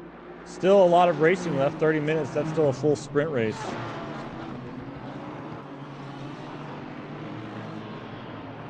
Sprint to the end, baby. Yeah, these drivers currently are, we talked to Kasaboon earlier, and they weren't sure what their strategy was going to be, but we see Kasaboon out on track now, currently in that 18th position. So we can assume, unless drivers went into this with like a specific strategy, these drivers currently are going to be on their second hour stint. And some of these drivers even doing this solo, so coming up to 2.5 hours driving. Yeah, I would have done this start solo. to see any fatigue happen from. 3 hours is a bit of an awkward time for a driver swap because there's no point of forcing like a pit stop, then a second pit stop 30 minutes later, then another pit stop. You're not really gonna have a balance between the two drivers, so you're just gonna have to choose which driver is gonna get the more time. And I mean, in my opinion, it's probably gonna be the faster one. Pam's made talking about that traffic jam on the second restart, and yeah, it was pretty hectic, to say the least. There was a lot of cars involved. I'm not certain on who was at fault. That's not for me to decide, but there was definitely there was just too many chefs in the kitchen, Everyone Sorry was. for blocking you, Tony, but we got Ivanek and Pudek side by side going up into through the Camel Straight. Yeah, I'm watching. I've been watching them right now. Yeah, Ivanek is I think that puts him at 62 positions that he's now climbed in this race. Yeah. Yeah, it makes the it makes the overtake. So he's see if he can hold on to it. His Paddock's gonna want that back. Who has the most laps down as the most laps completed, or the most laps like back? Because I show he's in pits. I show drivers are roughly around 3 laps down, so not too ridiculous. Like I don't show any driver that's like 20 laps down or anything like that. Yeah, the leader currently has 64 laps completed. Down by the time we get down to P30, they've got 60 laps down. And then P50, they've got 54 laps down. All right. Let's take a look at P1 again. He's just been dominating. Oh, wait, Paddock and... Wow. We also got Chase now in danger with Lift. I think it's... do you know how to pronounce his name? Lift? I don't know. Yeah, now with an 810s. Looks like Chase had probably traffic last lap. It was a second slower than his normal pace. And then, yeah, Lift is going to be trying to get that position, of course. Never done until you're first.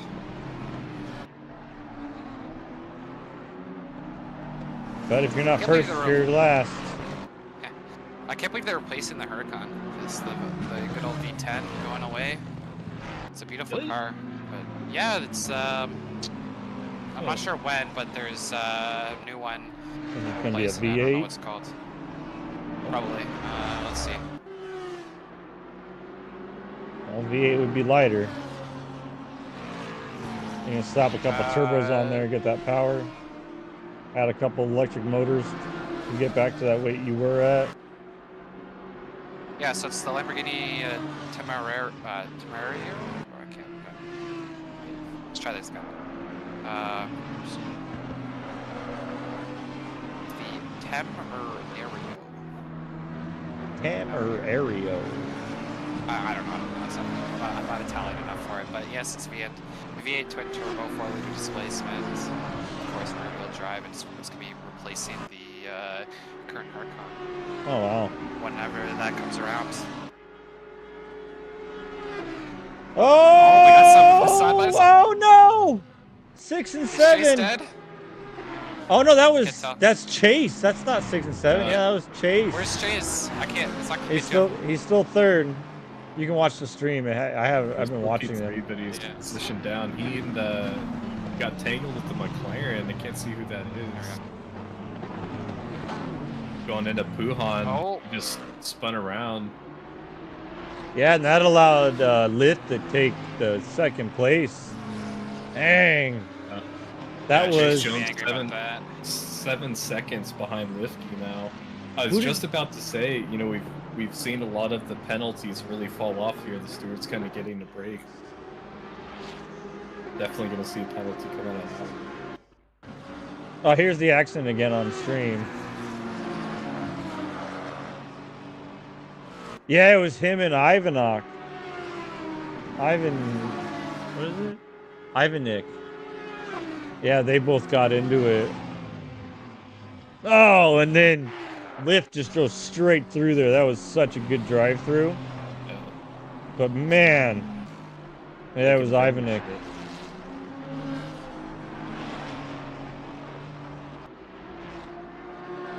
That stinks for Chase, right? So close to the end, but you still have time. But that's going to put him 7/10 ahead of him when they were already doing better. Hey, don't chew on her shoe. Sorry, my dogs are being dogs. I just looked over, they got a shoe in their mouth.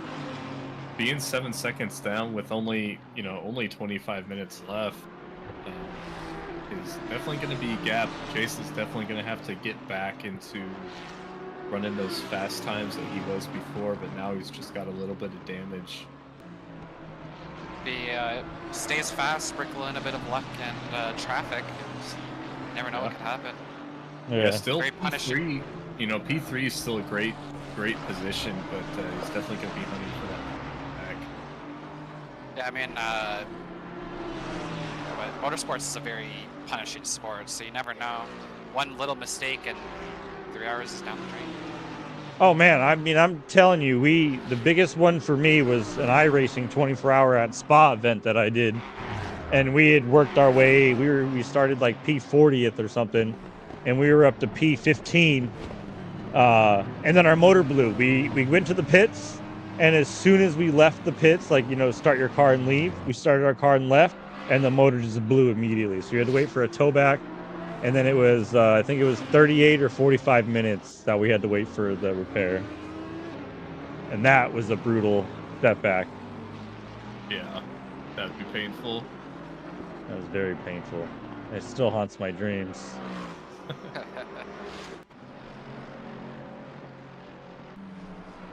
Yeah, that was Zamora and Gaston in chat saying that was a ballsy move.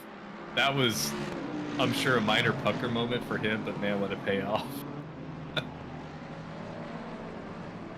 Yeah, Chase Jones 8 seconds down from Lifty now, so.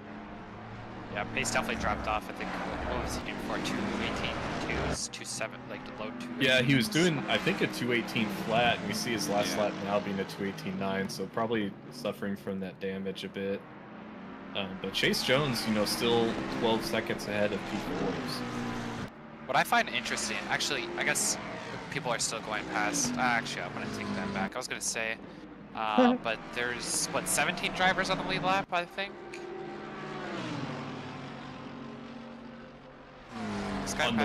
On the lead lap, there's 9 drivers currently. 9 drivers?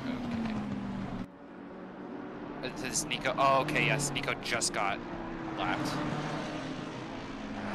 Okay, okay. That's a crazy thing to say out loud.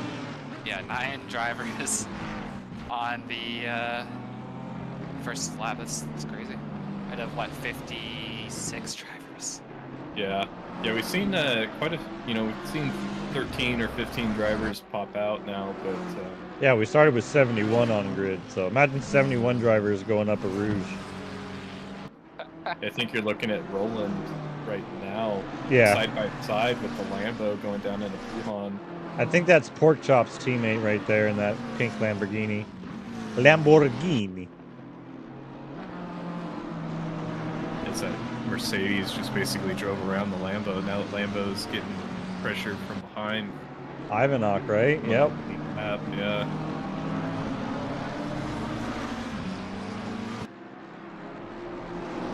Ivanok again got into it with J.O. Yeah. Now, now that you're on the, you know, now you're on the straight, I'd just give it, you know, like a 95% lift, let him get around you. Yeah, don't even lift that much, just barely. And he did, he allowed him to get by. This purple BMW, this poor guy has had such a race.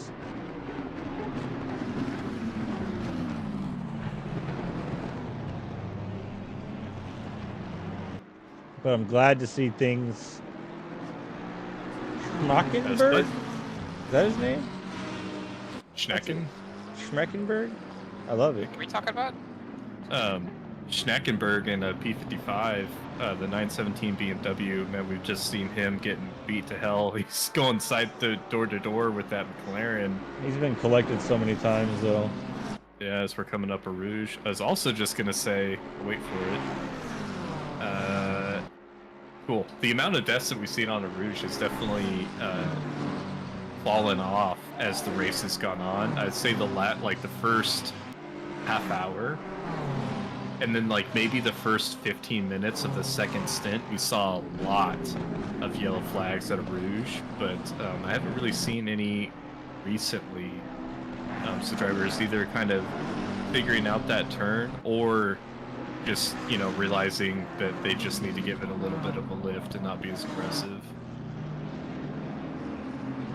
Potok was catching Ivanek, but Ivanek went around a couple corners ago, cut the corner. I think he was trying to avoid an accident with that Mercedes, but he was able to gain some more time over Potok. So Potok's gonna have to put in some time here. Come on, Hayden.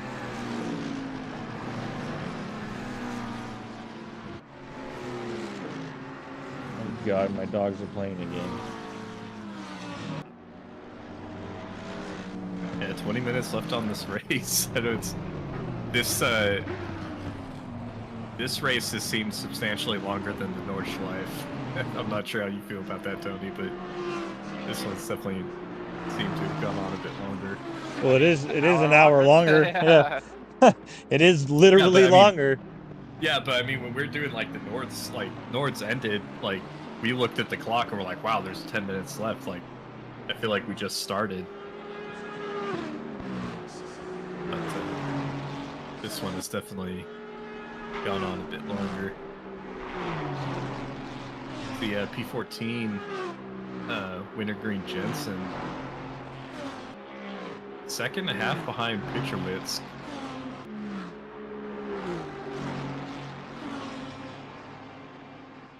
Oh, there she is. Pitcherwitz. Point out driver, I feel like we had. I've been trying to click around. I've been trying to give everybody some love. Yeah. First few laps, there were so many fast drivers near the back because of the issues of quality. So most death in EO Rouge is because of people pushing hard around slower drivers. That makes sense. That's usually, I feel like that's usually what happens in a lot of those situations, especially when a fast driver gets in the back. He wants to capitalize as much as possible. At first lap, you can make up so many positions. But when there's that many cars on track, there's only so far and so many, you know, so many places you can be on track where there's not like another car. So Adam, are you going to be racing in the next race at 4 hours Watkins Glen? Fortunately not, I'll be on vacation again. Summer, gotta enjoy it. Yeah. I don't think I'll be able to make any other races. It'll be tough, but yeah, fortunate.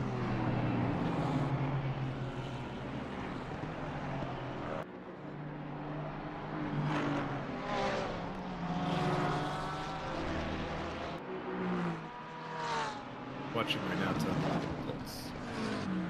Yep. It's a good livery he's got on that Ferrari.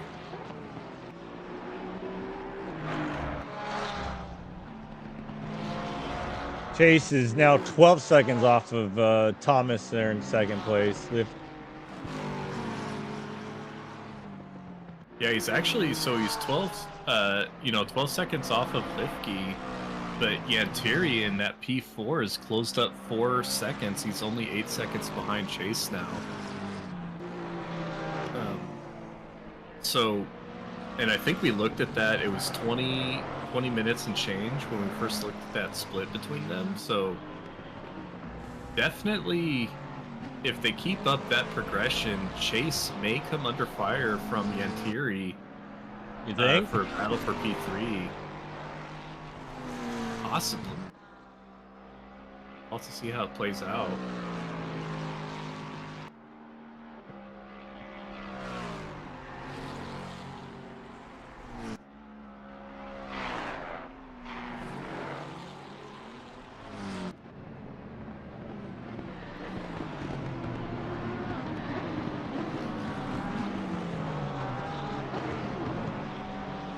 And we talked about driving different cars. Like every time I come back to the 296 to just give it a whirl, it just feels like such a cheat code compared to a lot of different cars.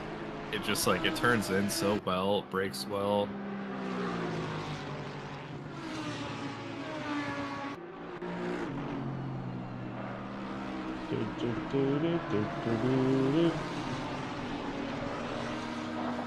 Last 15 minutes of this race.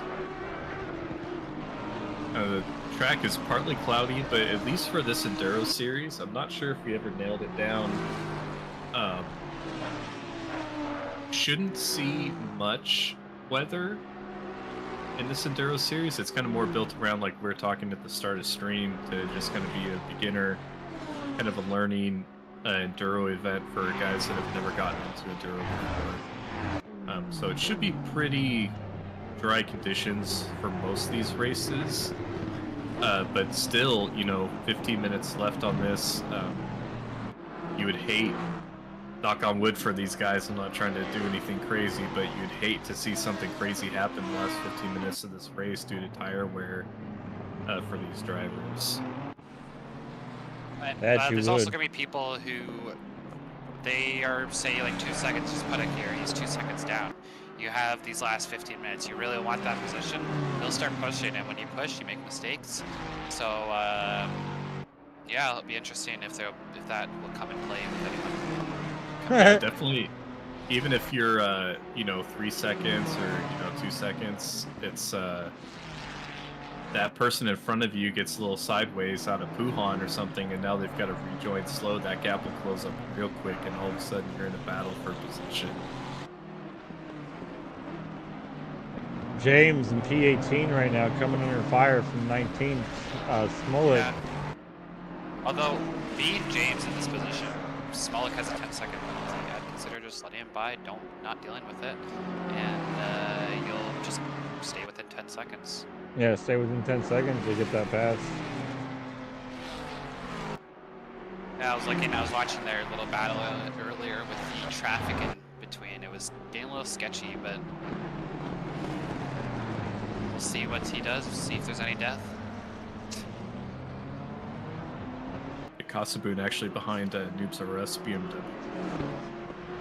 I'm glad there's not a majority of one car on track. I'm glad that there's like a good solid mixture of cars. Yeah. Manufacturers. Yeah, that's what got me into driving the Lamborghini originally, because we had none in the series, and you know, we had a ton of BMWs, and yeah, there's usually a lot of BMWs. So I just wanted to drive something different. I ended up finding a car that I really enjoy. And James coming under fire right now on the straight, going pretty defensive. But like you were saying, Adam, I think that's a really good play here. I mean, we were talking earlier on how I'm a bit more of a timid driver, as they almost catches the back bumper of that Audi. Or the Audi almost catches James' back bumper. You know, I'm a little bit more cautious driver, and if this Audi was sniffing me that hard, and he's got a 10-second penalty, I would lift on a straight, let him have it like you were saying, and then just use his draft to carry me along. But looking from another perspective, he has, 47 seconds ahead of him. He has, behind Smolik is 18 seconds. He doesn't really have much to lose. And the next pro driver is, almost a minute behind him? Right. Over a minute behind him. So there's really not much to lose for battling him. And I'm not sure of his race. I'm just joining in now, but he might have just had a boring race, and look at now he has a chance to battle. So I'd battle. Although I'd always battle. Yeah, that's what I was gonna say. I'd always battle. I think I'm the anomaly here for sure. Yeah. Oh, James. The Audi's going inside. All that closes it off. Yeah, that was close. Yeah, it's not really a corner to do that in. You want to be able to get that. You want to take that flat, so you get the speed through the straight. You're compromising it there, like you're just gonna be slower on the entire straight, losing time as it looks like it's happening right now. The Audi was getting some flashes from behind. He lets that Lexus go. Working there. Yeah, I had an incident on the chicane there with somebody parking it there that was trying to get into the pits, and they got a taste of the front bumper of my Audi on that one. The Audi going inside. Oh, that was close. There you come down. Yeah, that was close. Up big. James was held back. James lifted for Drew in there, getting lapped, and that caused him to be under fire from Smolik, but he was able to hold on to it just barely. But props on him for keeping alive there. Now he's going to be under immense fire all the way down the straight. See the Mustang power, although he has the ballast, or not the ballast, the restrictor, it still might be enough. Still a fast car. Yeah, it is. See the Audi almost going to the grass there as he's cutting back and forth. Looking a little bit higher up, Wing Green Jensen is also within a second of driver in front. I like how you didn't even try to say the name. Yeah, I think these, Kasaboon going wide. Maintains the position though. I'm sure you just clicked on the wintergreen. Yeah. Yeah, these, between, wintergreen and Pietrowicz and then Kosboon and Smolik right now, it seemed to be the two closest battles that are happening. I'm still watching the Kosovoon battle. Okay. Yeah, the Kosboons are coming into campus. It also looks like Zach's starting to catch up on Puddick here. There's 9 minutes. I mean, his last lap was about the same speed, but looking back, he was definitely not within 4 seconds of him earlier. I think it was a little more, maybe, I don't remember. To be honest. But maybe we'll have a battle there near the end. 10 seconds. Closing that gap, like we were saying too, Chase Jones, he seems to be maintaining that 8-second gap from Yantiri. Chase Jones actually falling back into 218.6 for his last lap, so and Gamov just throwing down a 217.7 his last lap. It's disgusting. I just need a little bit. I just need a little bit of that grip pack from that Lambo. I just need a little bit of that skill. All right, he's now 46 seconds. James staying super defensive in that corner, forcing the Audi outside. The Audi's going to try to cut down in early. Can't quite get the run on the Mustang coming out of the source though. Yeah, especially on Rouge. I mean, I'm a Ballsy driver, but I would never go side by side on Rouge. Here we go, like what you're saying.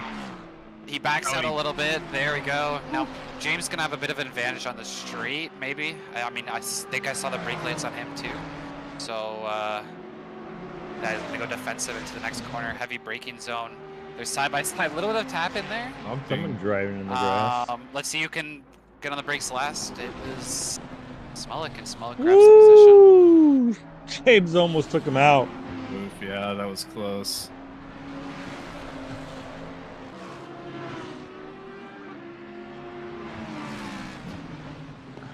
What a battle between these drivers. James definitely gonna... Is he just gonna run away with it now is the question. Yeah. They're, Smolik, his last lap was 0.6 faster than James, so we may see him run away here, but like we're saying, unless he can run away 10 seconds, it's not gonna...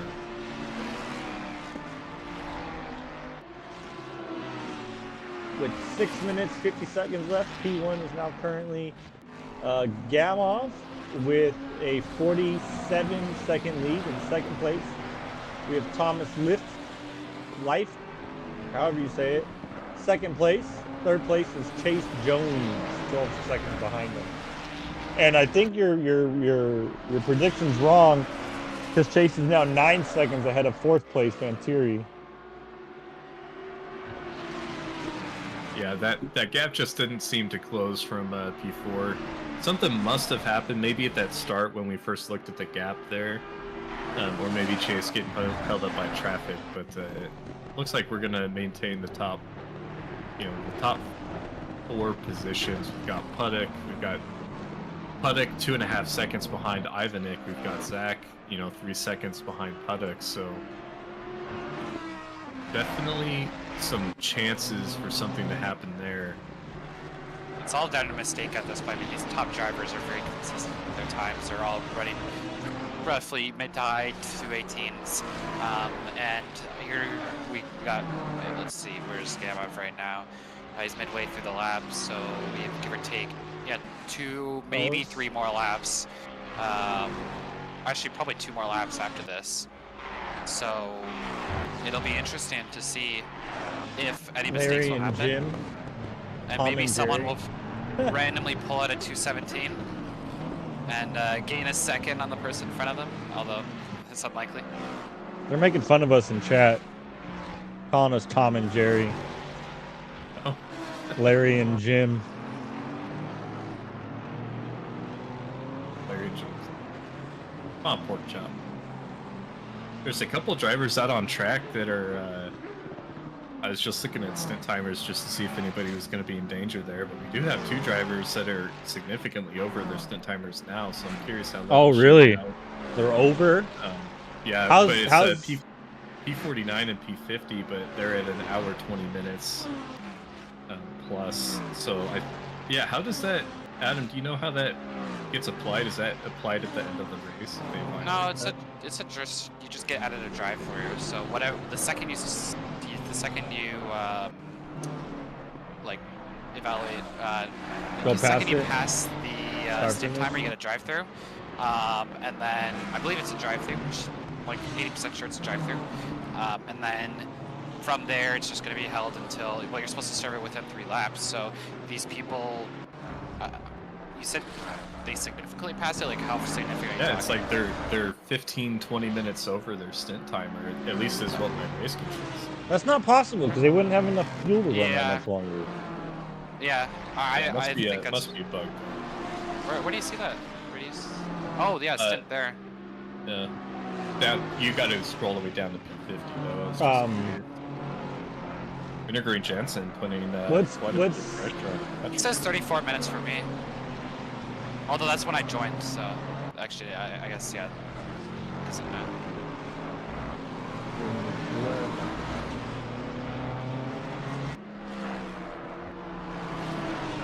Lots of pressure coming. Big sniff from Wintergreen Jensen. They're coming up Blanchemont. He's gonna go wide and try to maybe cut on the inside here. Definitely expect a move from him coming into bus stop. A little wide there. Yeah. Yeah, it might be he might. I'm not sure if he lifted there, but that could be a speed token if he continued like that. Then Jacob's pulling aside there. Yeah, well, And then by he not going super defensive here. Both those drivers going out pretty wide there. Didn't even make an attempt to look to the inside at all. we also got another battle near the back in June. Or I think that's how you pronounce it. Looks like, is that a back marker? Or is that? I think he got the position there. he got the Kind position, of now he's just running stented away up with the. it. Pardon me. Go ahead. I was saying he's running away with it now after that pass. Yeah, I mean he sent it up the inside and kind of just kept it. Just gonna watch the replay on my side. Yeah, June, one of those drivers I've been watching. It looks like Wintergreen Jensen got the move done on Pietrowicz. Barely. Actually, I stand- side by side. Yeah, I stand corrected. He Stoltz went deep into the what's Rivage, and then we got. Alright, man. The leader is on the final lap. Give it a final push. Leader is on the final lap. There we go. Yeah. Yeah, June, one of those drivers I've been watching. They must have had some sort of penalty assist to them.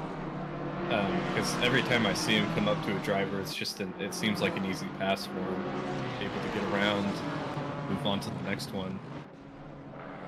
Yeah, final lap here at Spa. Looks like yellow flag at top of Rouge. I guess it claims one more victim. Full of them.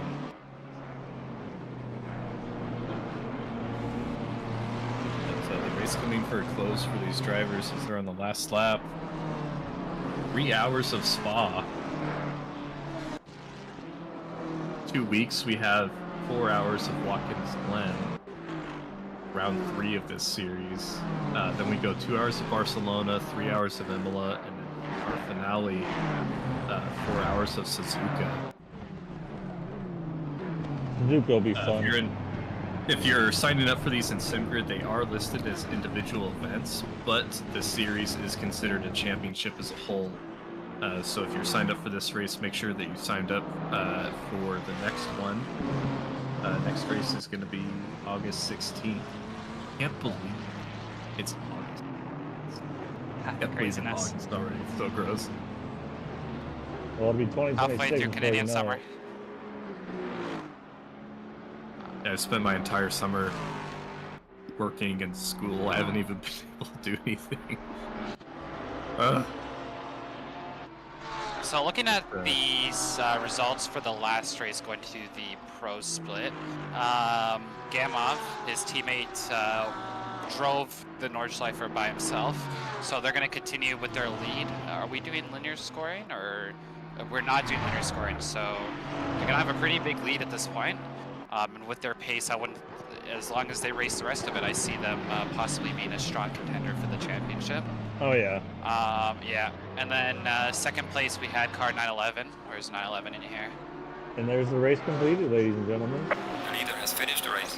Yeah, where Okay, it doesn't That's look your like he's racing. P1 is going to be Oh, man, Gamma. And look how far back second place was. He's not even to that final stretch yet. Oh, he's getting his legs out there. Now I'm curious with Gamma. I wonder if they are alternating who's driving, or if it's just that they just can't race. I mean, one can race the first race, the other can race the second race. So I'm curious who we're going to see in the third one. Is it going to be both? Is it going to be one or the other? That'd be cool to see both. That'd be a cool combination to see some guys kick butt. And there's your second place finisher. 16 seconds behind is going to be your third place finisher. Senor, Papa, Baby. It's not Papa Jones, it's Baby Jones. Yeah, these drivers come across the finish line, they need to make sure they get off the... Either return to garage or not park in the middle. Gonna back up real fast. There's your fourth place finisher, Vantry. Oh, but going back to what I was saying, so the second place for the Nordschleifer was number car 276, and here 12th place. So not the greatest, but with the points, we'll see where he ends up. I mean, it's kind of difficult on our end to add up the points. We don't get that special spreadsheet which shows all the standings. We'd have to manually do the numbers. But overall, the top three did fairly well in this race, and it's interesting if they're gonna be able to continue that throughout the rest of the 4 other rounds. Congratulations to all of our drivers today for hanging in there for the full 3 hours. I know we lost some racers, but I appreciate everybody sticking it through and making it. It was such a fun race to watch, and there was a lot of really good battles on track. Look at this poor purple car. Oh no! Oh, the purple car ruined the DSR photo. He said, "Screw your photo. I don't need it." Who do we still have out on track? Anybody? No, everybody is off track here. Probably gonna be a penalty there. Not allowed to. That's a big no-no. All right, everybody. I mean, that was a great race today. I appreciate everyone being a part of it. I appreciate you hopping in the booth here towards the end, Adam. Thank you for that. No problem. Shane, it was my pleasure hosting this here with you today. Thank you again for joining me. I thought I was going to be alone, and I'm glad that I am not. So thank you for that. Absolutely. And let's see. Do you guys have any shout outs? Anything you guys want to say before we end the stream today? Are there no post-race interviews? I don't see anybody hopping into the chat at all. So as of right now, no. Before the cab pulls away. Spam Chase to join. Yeah, let's see if we can get Chase to join in. We can get someone in here. Checking first is smart. So check Allstate first for a quote that could save you hundreds. You're in good hands with Allstate. So, on a scale of 1 to 10, how do you guys rate this race? This is a great race, especially to watch. This is a great race to watch. Soberg there in chat saying you got completely taken out, getting a minute plus of damage. I was wondering why I seen you so far back on the grid there. You were like 7th or 8th position when I saw you, and then you were further back, maybe even. But that stinks. Sorry to hear that, bud. Very sorry. But no, race was good. I thoroughly enjoyed it. I really enjoyed just, I mean, as much as, you know, you don't like to say it, the accidents were a lot of fun. We got a it's couple. A rookie series on the end. We got a couple BSR guys joining us up in the chat. We'll go ahead and bring them in now. Nerd. Nerds. Hey, Stream, good, by the way. good race. I wanna start real fast with Chase. What happened, Chase? Oh wait, no, we saw what happened. Never mind. Yeah, I got sent to the shadow realm by indecisive backmarker. No, it wasn't a back marker. You and Ivanok got into it. No. Yeah, you guys bumped into each other, and that's when you guys lost position. No, I got the white McLaren. Yeah, that white McLaren, Ivanov. That white McLaren wasn't for position. Yeah, it was. No. I'm pretty sure it was. Oh, well, I think we were second, and they were about 50th. So. Oh well, I could have sworn, according to what we saw, that was. Anyways, that's neither here nor there. Great race tonight, guys. Tell us about it. Let's continue with Chase here real fast. Just how'd it go? How was it? Went pretty good. It was a little chaotic, but went pretty good as a whole. Yeah. Got P3. Happy with that. Would you say you'd do it again? Maybe. 70 drivers on track. The only bad part about the 70 drivers was my PC was having a hard time keeping up. I started the race on 50 FPS. Yeah, It was not fun. I was streaming at only like 30 FPS, so I understand 30, 20. Now looking 2 weeks from now, it's Watkins Glen, right? Yep. Mm-hmm. I know you're really fast at Watkins Glen, so how are you feeling? You think you're going to be able to take on Radio Nav and his teammate for a possible victory for one of the events, or for the event? Probably not, because I don't like the ass in there, but we'll see. Oh. Sorberg, you got his teammate. I gotta deal with this. You had a rough time, yeah? Got taken out, you said, with a minute of damage? No, like 10 seconds of damage. No, not you. Swordberg, am I saying that right? Oh, well. Swordberg? Yeah, my co-driver Hendrickson got taken out like halfway through the race, so we had like a minute of damage, which forced us to pit. And since we pitted halfway through the race, we needed to do another stop in the end because of the Stint timer and fuel. So yeah, I think P3 and P4 was definitely on the table. But yeah, it is what it is. It is what it is. That's very true. Strategy with the 4-hour race. Do you think you'll go for anything unique other than the 1 hour, 1 hour, 1 hour, 1 hour? Which, I mean, it's 4 hours, not much to do, but I'm curious if you're considering any other options. If the Stint timer is the same, it's just gonna be the logical thing to do. Probably go with the full Stint timer if possible to have a shorter last stint. That's what I would go for. Well, all right, gentlemen. I'd like to thank you guys for being a part of this race tonight. I'd like to thank everybody that joined us in the stream today and was just a part of it. Thank you for chatting with us. Thank you for just being there with us. Thank you for ORL for allowing us to stream and for hosting this race here today. Thank you for Noobs R Us for providing the commentators here. Looks like we got some more people hopping in the chat here. If we want to pull these guys in here, drivers. Go for it. Do it. Bring the turkey in here. Well, we'll end this up here in like a minute or so. But just to continue, hello everyone. I just like to thank everybody for being a part of it. Let's go ahead and interview these drivers here real fast and get some talking to them. Shane or Adam, you want to go? Take it away, Adam. Oh, okay. Of course, you're putting me on the spot. I wasn't. I wasn't really following your race. I mean, I came in with 40 minutes left of the race, but how would you describe your race overall? How would I say this? It was impossible to manage.